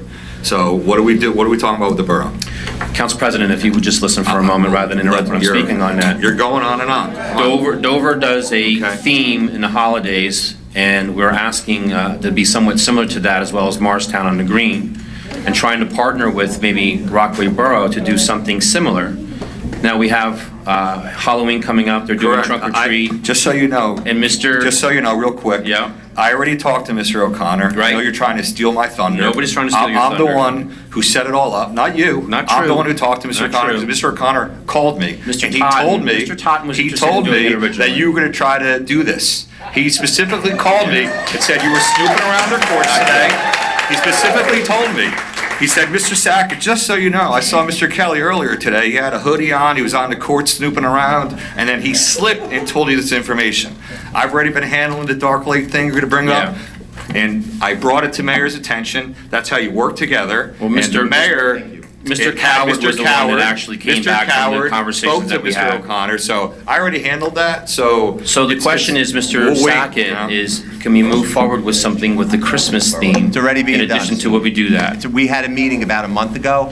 Pat Seeger met with the mayor and Mr. O'Connor, was it? Okay. We spoke with the town. We had the leadership. They came in. We decided on a couple things as far as our shared service agreement had expired. We're going to be working together, putting up wreaths. And I'm going to let Ms. Seeger speak a little bit since she was at the meeting.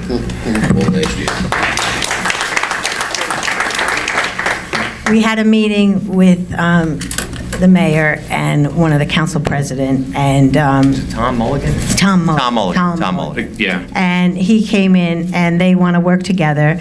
I had reached out to them a couple of months ago before our agreement had expired and was waiting for them to get back to us. They got back to us.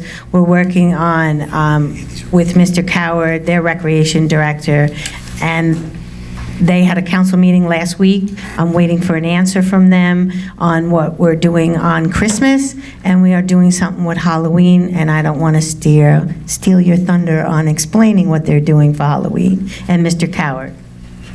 And do we have anything for the Jewish holiday as well? They're supposed to get back to me on what they want to do. Very good. Anything else? Any other old business? No, just you can tell Mr. Totten, thank you. Mr. President, on this subject, Yes. is that collaboration and cooperation also include improvements of the lakes? Because our side of the lake and that had come up when the Rockaway Borough councilman came and spoke to us last year. That John Edwards- We're working on one thing at a time, and. There's no definitive plans at this time with the dredging issue. There you go. Thank you. Any other old business? Moving on to new business. Any new business? Seeing none. Moving on to reports. Mr. Kelly?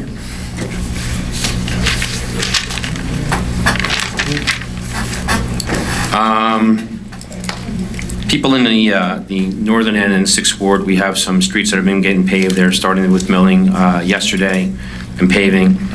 There was Sunset Trail, there was Old Lake Road and Oak Lane, and Lake End. There was also Meriden Road,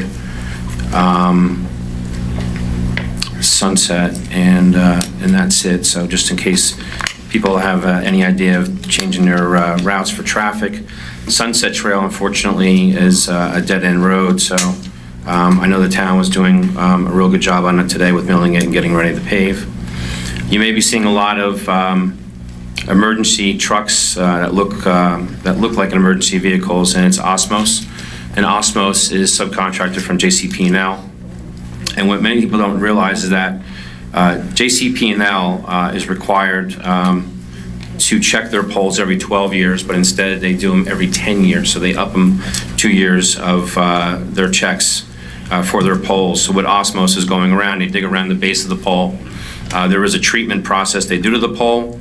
and then there's some shielding around the bottom of it before they backfill with that and make reports on that. On the 28th of September, at the Holy Trinity Lutheran Church, we have a food truck festival and a car show. So I just want to make sure that everybody can attend. It will be a real good thing. The trunk or treat that's going on, but that's in the week before Halloween in the borough in Rockaway over at Park Lake. And then one quick thing is that I had a couple of neighbors that sometimes it's difficult when they have large appliances like large TVs. If there's, Wharton has a program, Dover has a program, it's a sticker program, where they pay a small fee and then the town comes up and picks up those devices. Some of them don't have trucks or availability to move them, are very heavy and cumbersome.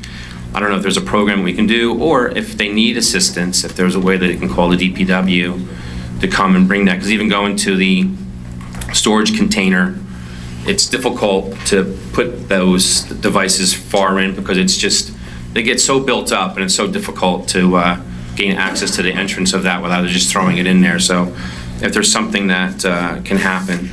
And then I just want to congratulate Mr. Jackson on your son getting that job in recreation. You know, it was amazing that he had beat out multiple applicants, those with CDLs. So I just want to congratulate you on that for him. That's all I have. Has he been riced? Has he been riced? Congratulations. I'm done, Council Mr. President. Quinn? Turn your microphone off, big mouth. Okay. Some good things.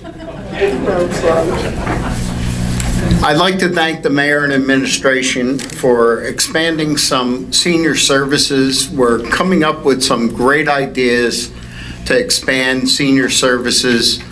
We had a boat ride for seniors, and we had a boat ride, and we had breakfast the other day, and it was great. It was well attended, and everybody loves this idea. So thank you very much for expanding it, and we're looking forward to great things coming forward. All right, I attended the planning board. Boy, 19 years I've sat on that board, and then I was off, and now I'm back. Nothing like what it was back then, but you guys are plugging along, and I'm very happy to be back. Dealing with Vehicle Review Committee, we will be putting that committee together once the new budget is ready. We'll get together with administration and the people that deal with that and go over it. The Ordinance Review Committee. I'm looking to put the Ordinance Review Committee together for October 7th, an hour before this meeting.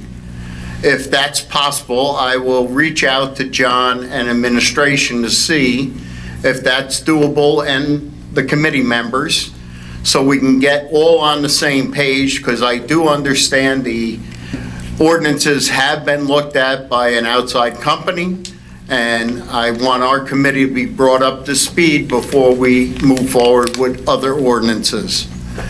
All right, other than that, all's well. Thank you. Thank you, Mr. Quinn. Mr. Friedlander? A couple of things. Just want to thank the Historical Society. This past weekend was the Pathway of History, and we had a lot of visitors from the town, outside the town, even outside the state, and they loved seeing that building. And hopefully we'll get more money to expand to the church across the street.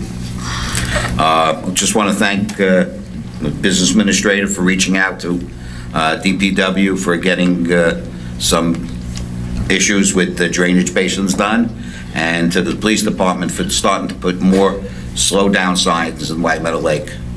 You'll start seeing them periodically in different sections, and people are starting to slow down, unless they hit them.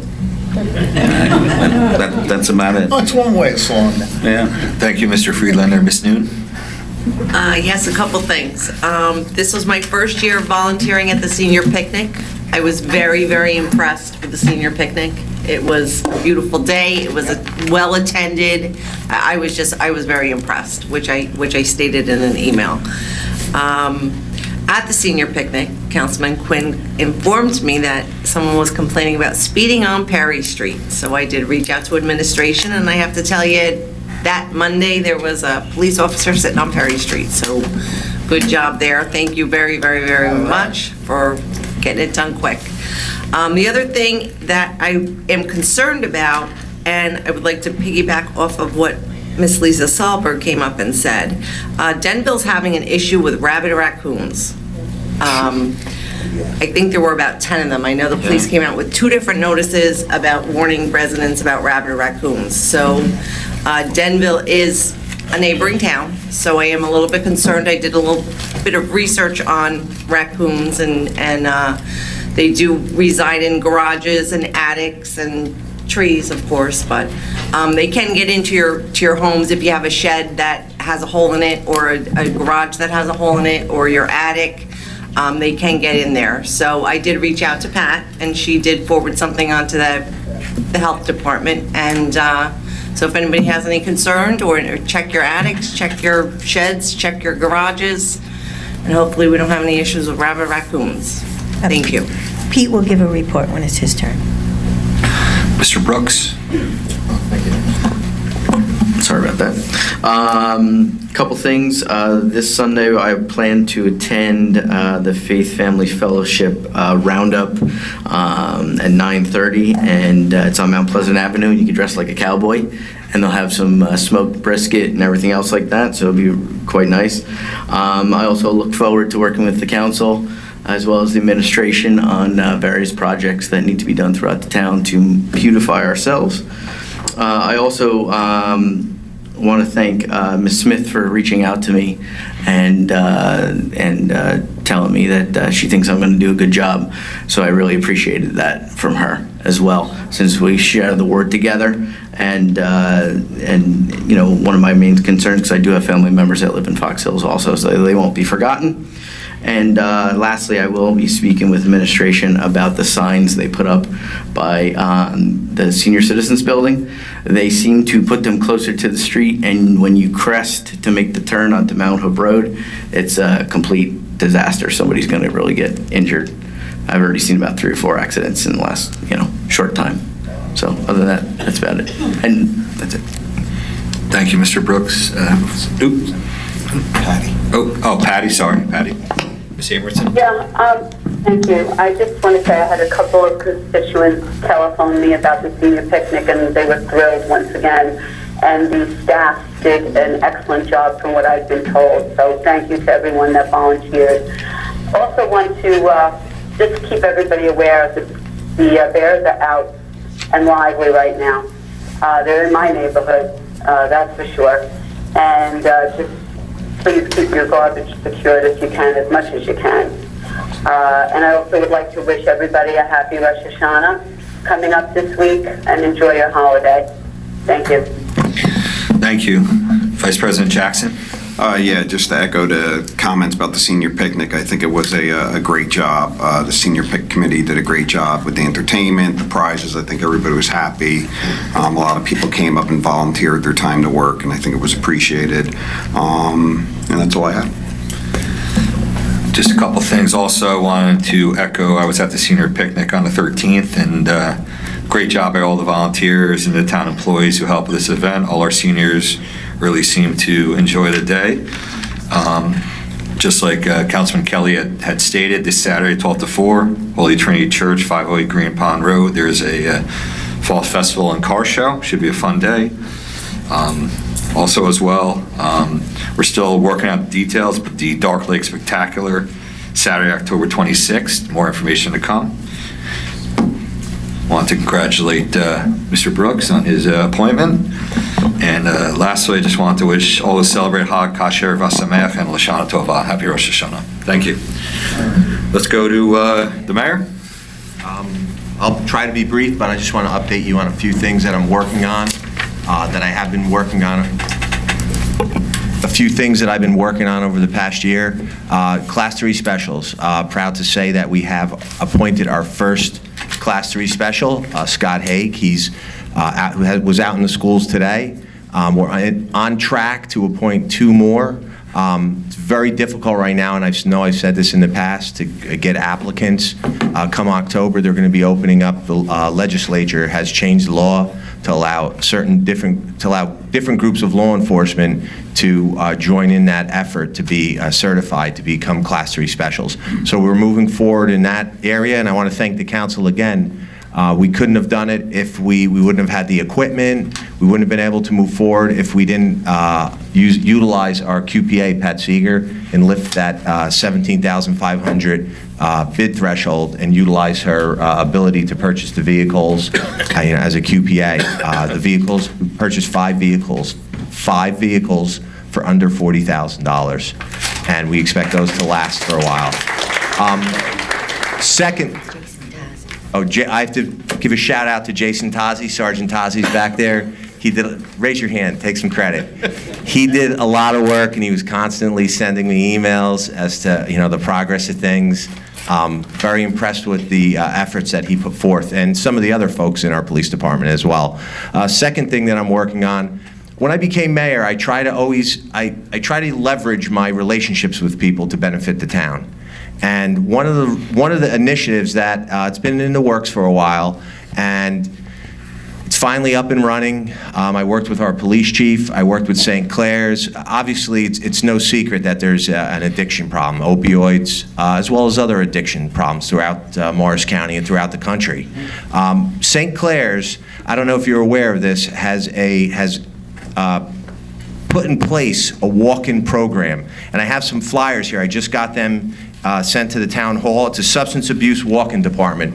And the reason I was working with St. Clair's is last year when I became mayor, St. Clair's furnishes our ambulance services during the day. So it was a natural fit to go and work with our current healthcare provider who is already giving us services. And I wanted to do something where I could try to give people services that are local, that are nearby, close to home, because people need the support of their family. Family members don't want to drive far distances. It just works better. And St. Clair's has a substance abuse walk-in program that they started, and they're experts in the field. And what happens is someone comes to our town, and I spoke with the chief, someone comes to our police department and they need help. We can contact them directly. We have the ambulance services during the day, which are administered through St. Clair's. If that person can't get there on their own and needs medical assistance, an ambulance can take them directly to the Boonton Township location. It's a separate area where they will be evaluated. They're not just going to be evaluated for their addiction needs. They're going to be evaluated for medical needs, for potential mental illness issues, as well as their addiction. From there, what's going to happen is they're going to be evaluated by physicians. They're going to be evaluated by counselors. And if they need to have inpatient care at St. Clair's, they will stay there. If the professionals feel that they need to go to a different outpatient placement, they will recommend that they go there. It's a wonderful program. Now, here's what sold me on it, and it's not up yet, but it's shortly going to be up. The Dover campus of St. Clair's is going to have a walk-in program as well.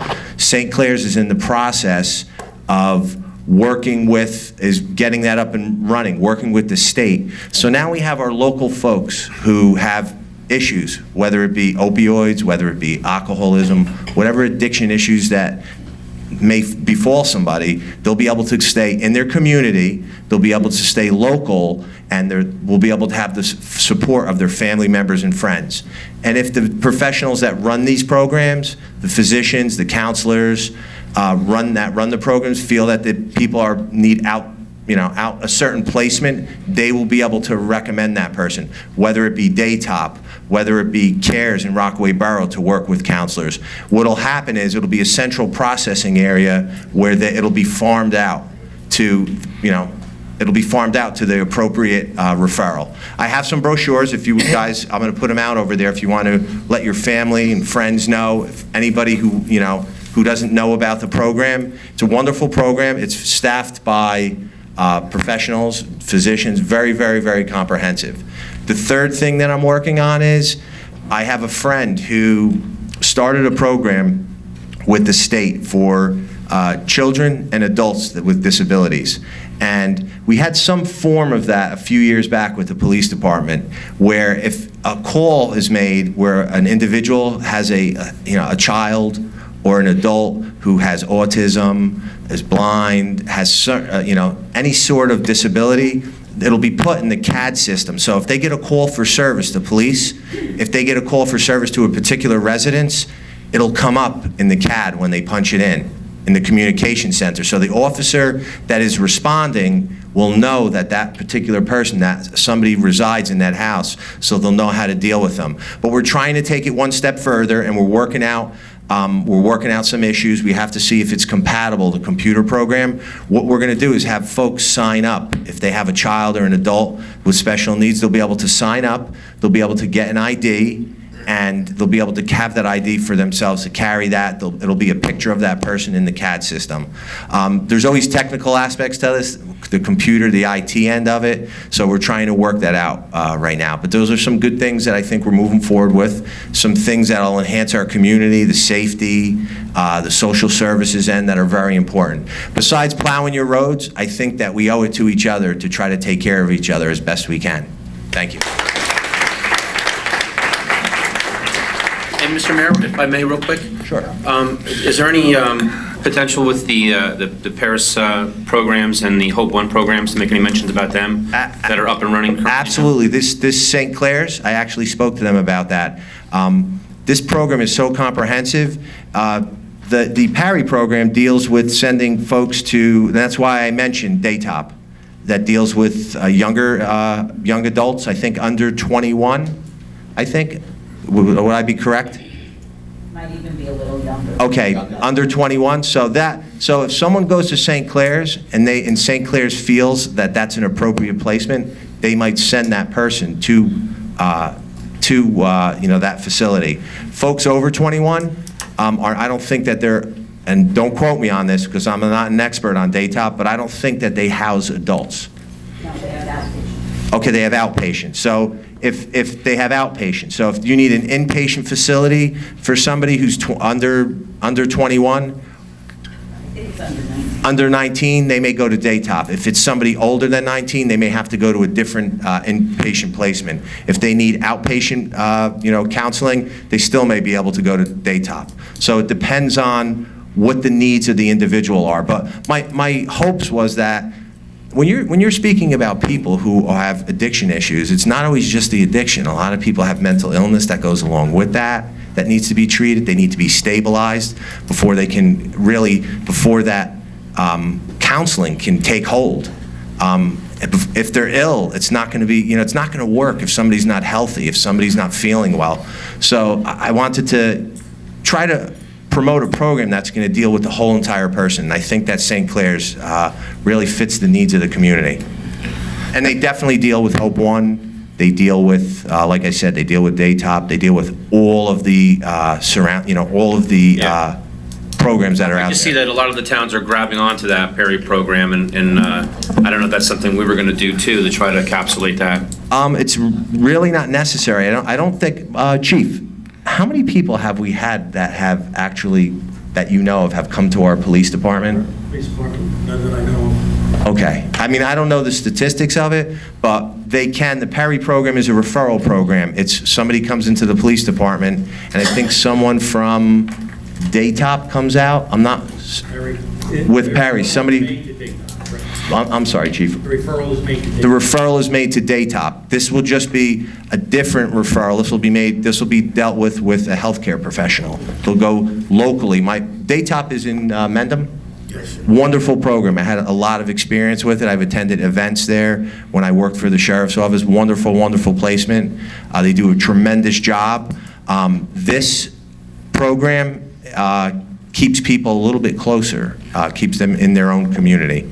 So that's why I went with that. But that's not to say that St. Clair's will not refer somebody to Daytop, where the Perry program is run out of.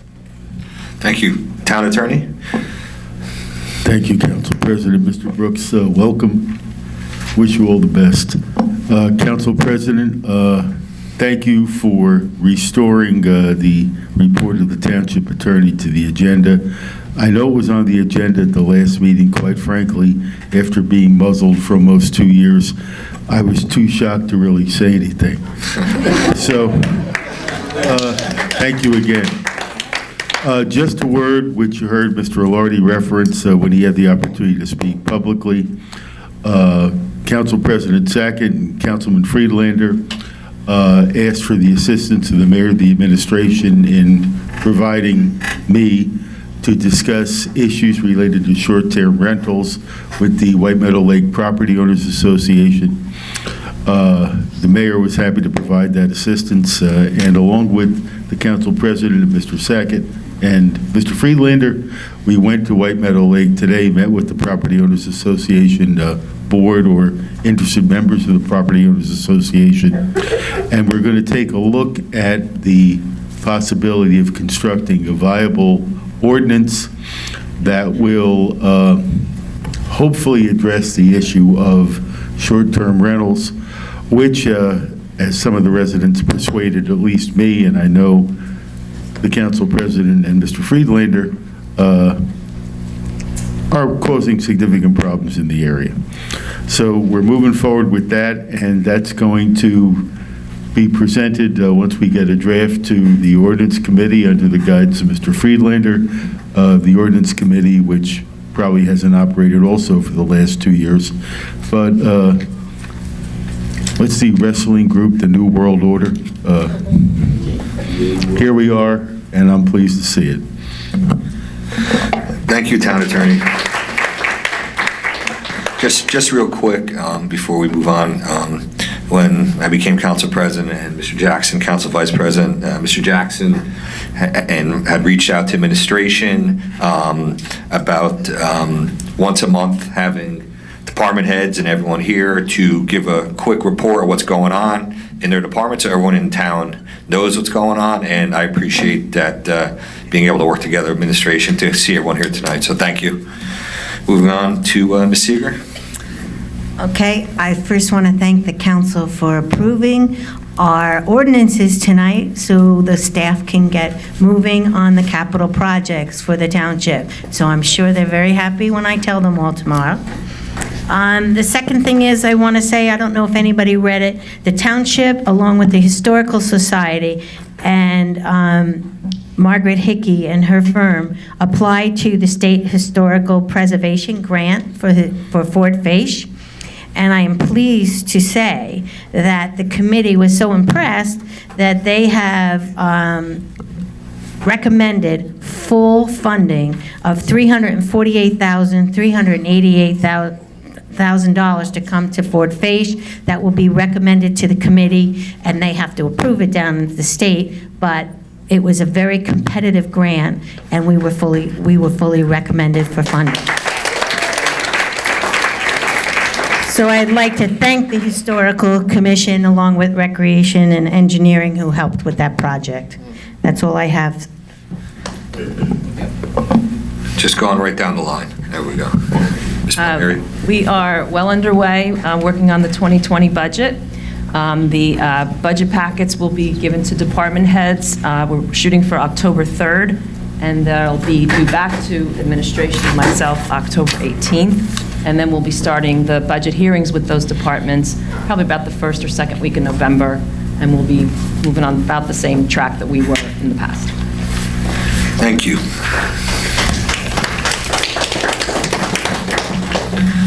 Good evening. I just want to mention that today we got notice from the county that they are doing a pre-construction meeting for the replacement of the bridge at Parks Lake. So we're going forward, and so that will be next week, and then after that meeting, we'll have a tentative start date and a duration for the project. So I thank you for your patience, and I look forward to their improvements in that area.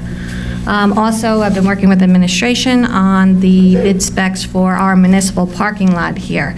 So they're in the finalized stages, and hopefully go out to bid this fall, winter with a springtime construction.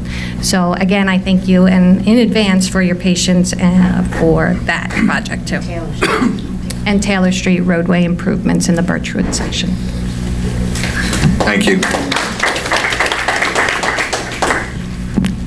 Just as a reminder to everyone, schools are open, so be cognizant with the sun going down earlier and earlier that a lot of children might be out still playing or bicycle riding. The mayor stole some of my thunder. We have hired our first Class 3 special, who has been fully trained and is currently in the schools.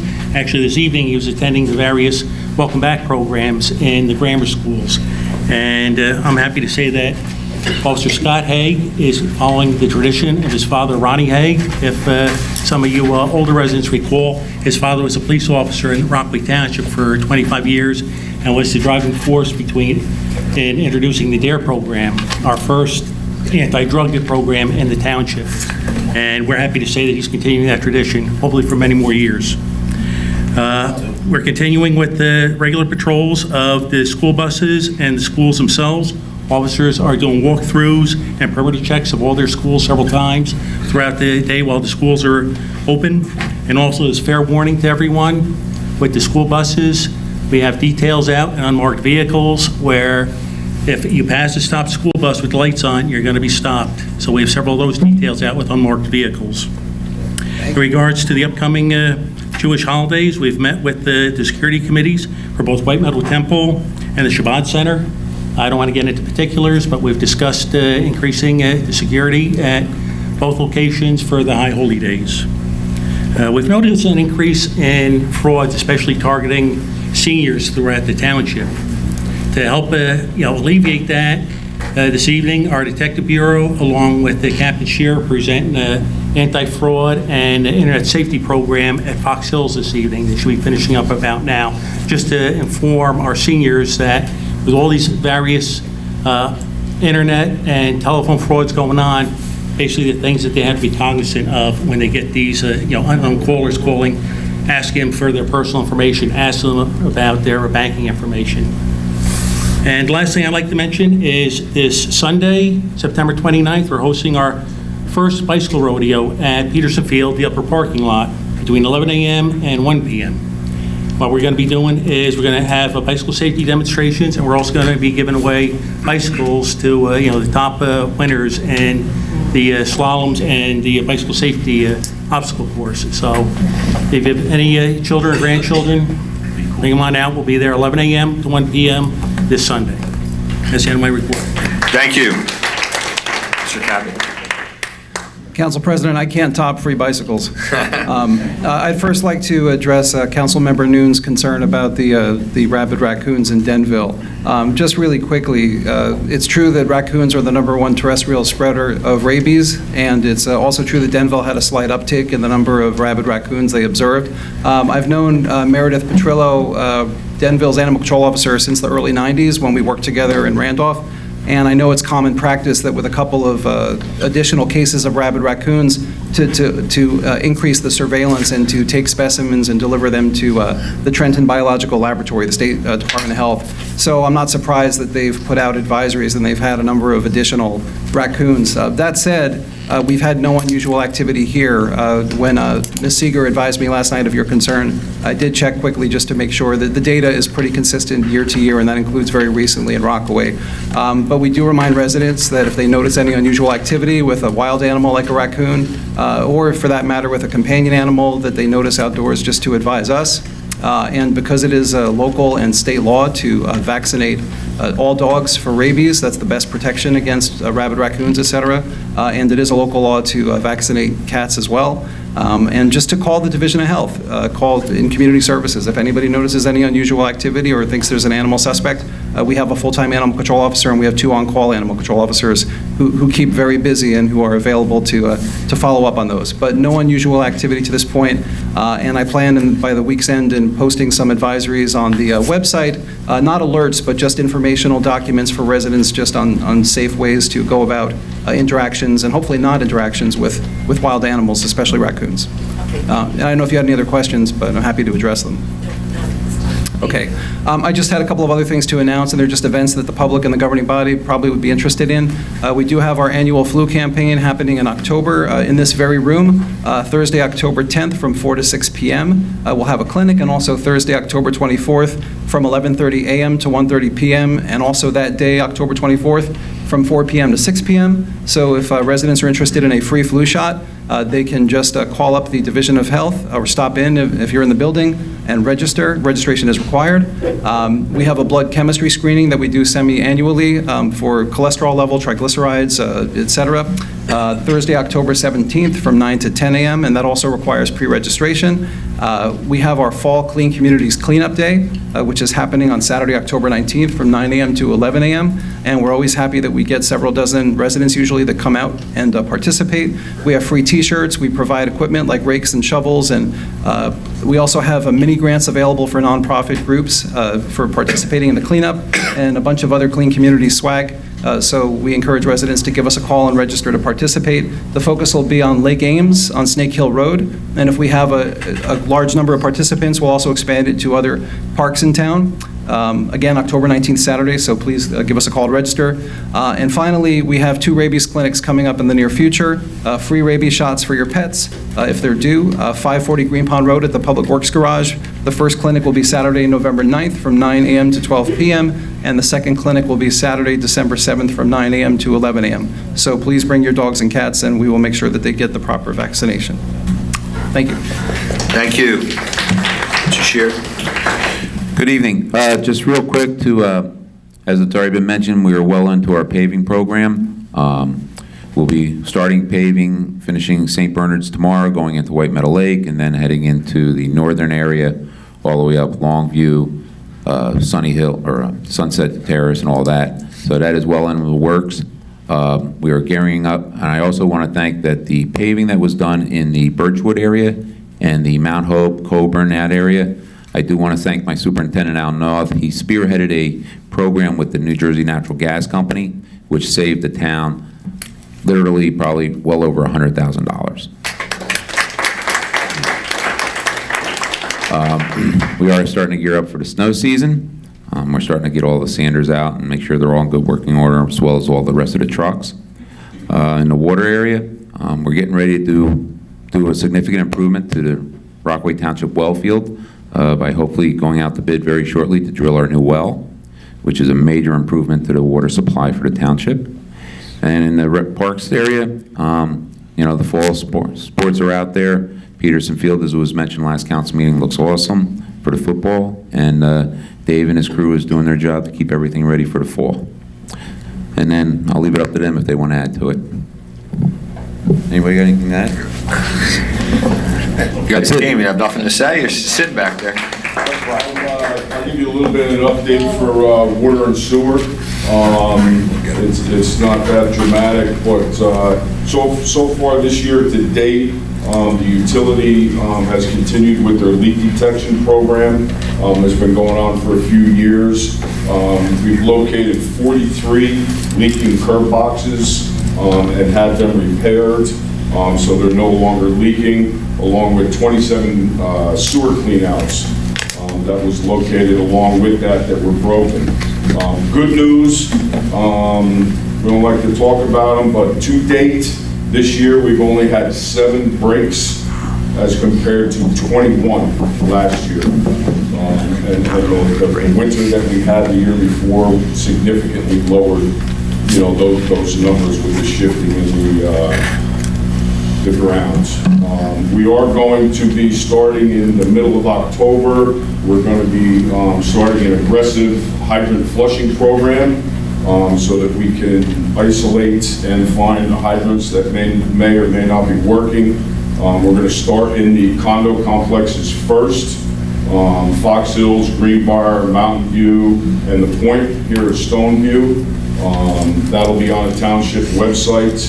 And probably Nixel's going out to let people know that if they experience any lower water pressure, it's going to be because we're flushing hydrants, trying to get that water moving through the system, and also find out how many hydrants are working or not working. As Bobby said, we're getting ready to go out to bid shortly for well 10, which is going to be a significant relief to our current well 7 and 7A down at the well field. It's been a long time coming, and hopefully we can get that going up before the end of next year. So that's all I have. Thank you. Mr. Coward, Mr. Knopf, Mr. Swan, Mr. Dyer, anyone back there? There you go. Oh, I want to welcome Councilman Brookes. And if you're ever not feeling well, your brother can fill in for you. No worries. One of the difference. I just want to briefly say that obviously we always have these meetings here. We have open to the public. But I want to stress to the public that we are open every day for business. We're here every day, 8:30 to 4:30, most times after hours. If you have questions, you have concerns, you hear rumors about town, things aren't going right, just show up, just call, hit 0 if you don't get a live person. We're open for business every day.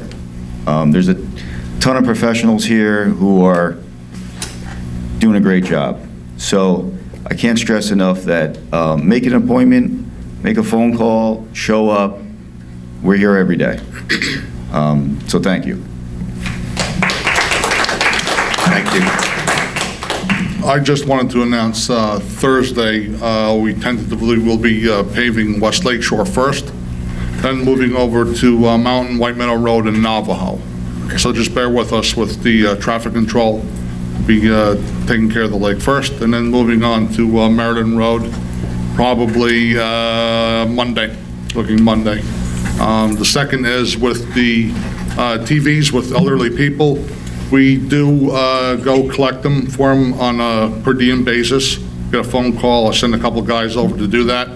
The reason why we don't collect electronics curbside is because, if you could imagine, a cathode ray TV tube, someone goes and smashes them all at night, you're releasing the phosphates, the lead, and the mercury into the environment.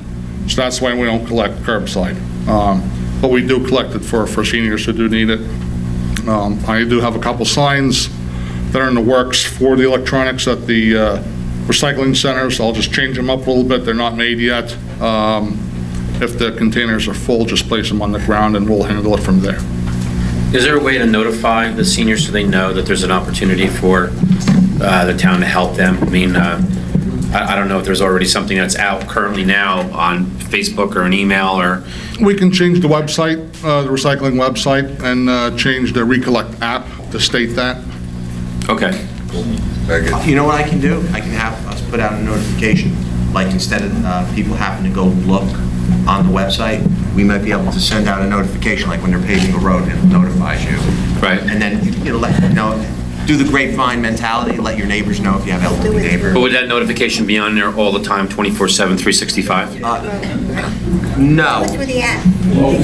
Get some wording on the app. Yeah, we'll get some wording on the app.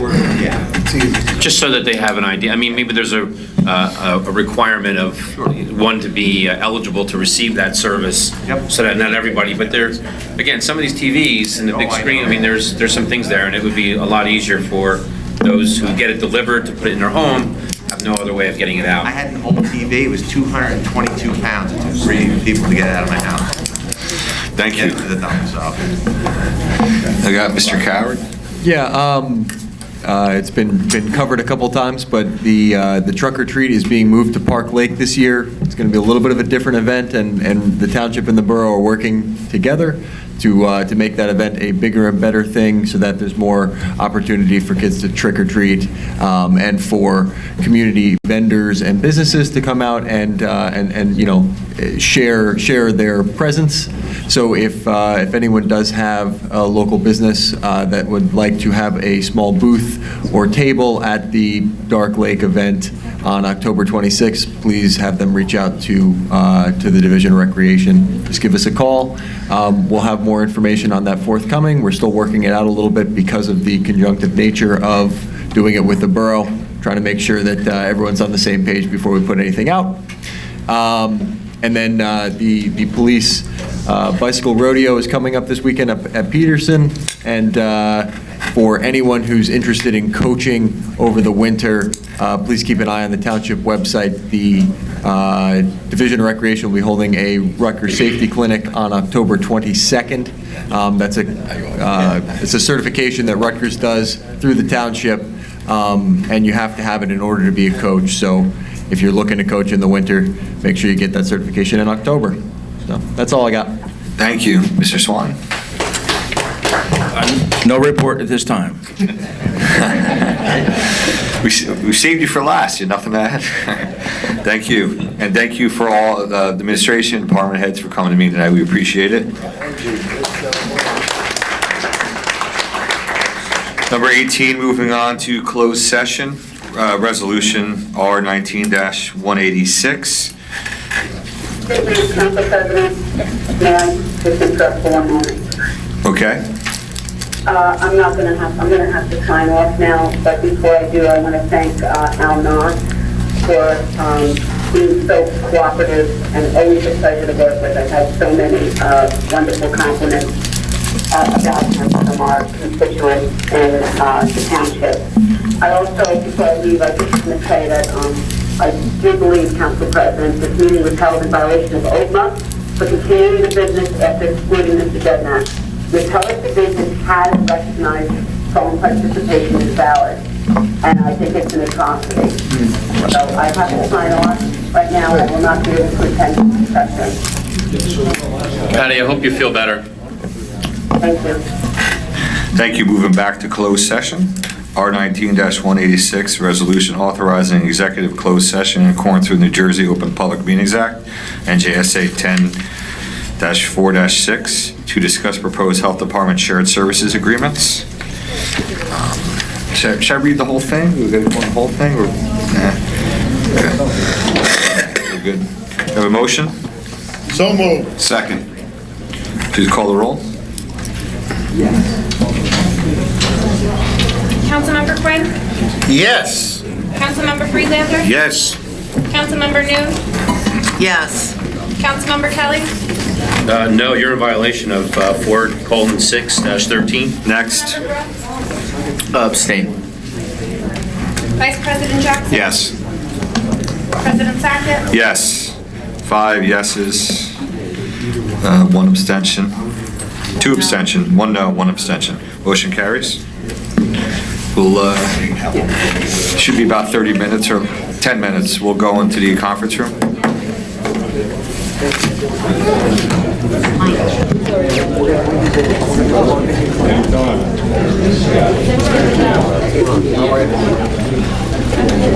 What's left? Yeah?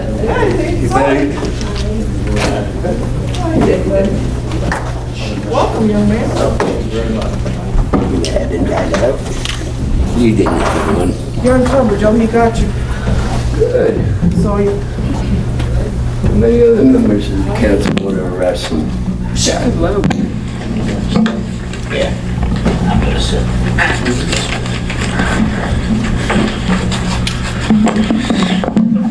Someone make a motion. I'd like to make a motion to come out of closed session. Second. Please call the roll. Councilmember Quinn? Yes. Councilmember Friedlander? Yes. Councilmember Noon? Yes. Councilmember Kelly? Abstain. Councilmember Brooks? Yes. Vice President Jackson? Yes. Council President Sackett? Yes, 6 yeses, 1 abstention. Motion carries. Mayor? Okay, I should have mentioned this in the beginning when we had our moment of silence, and it was an oversight by myself. We recently lost one of our senators, Senator Bucco, who was part of, before the redistricting, he was our legislator in our district. He served as a mayor of Boonton, an alderman in Boonton. He was a freeholder. He had a long length of public service. When he passed, we did put something out. Immediately, I called Ms. Seeger. We had something put out, and we flew our flag at half-staff in honor of him. They are going to have, if you're not aware, they're going to have something at the County College of Morris on October 6th at, excuse me? 2 p.m. Okay, thank you, Joe. October 6th at 2 p.m., they're going to, at the Student Center, they're going to have a memorial for him where the public's invited. So I just wanted you guys to continue to keep his family in our prayers. He was a great public servant. He did a lot for our community. So keep his family in our prayers. And if you can attend that service at County College, that would be greatly appreciated. Thank you. Thank you, Mayor. Make a motion to adjourn. Seconded. Ayes. All ayes? Any noes? Motion carries. Meeting adjourned. Next meeting, October 7th.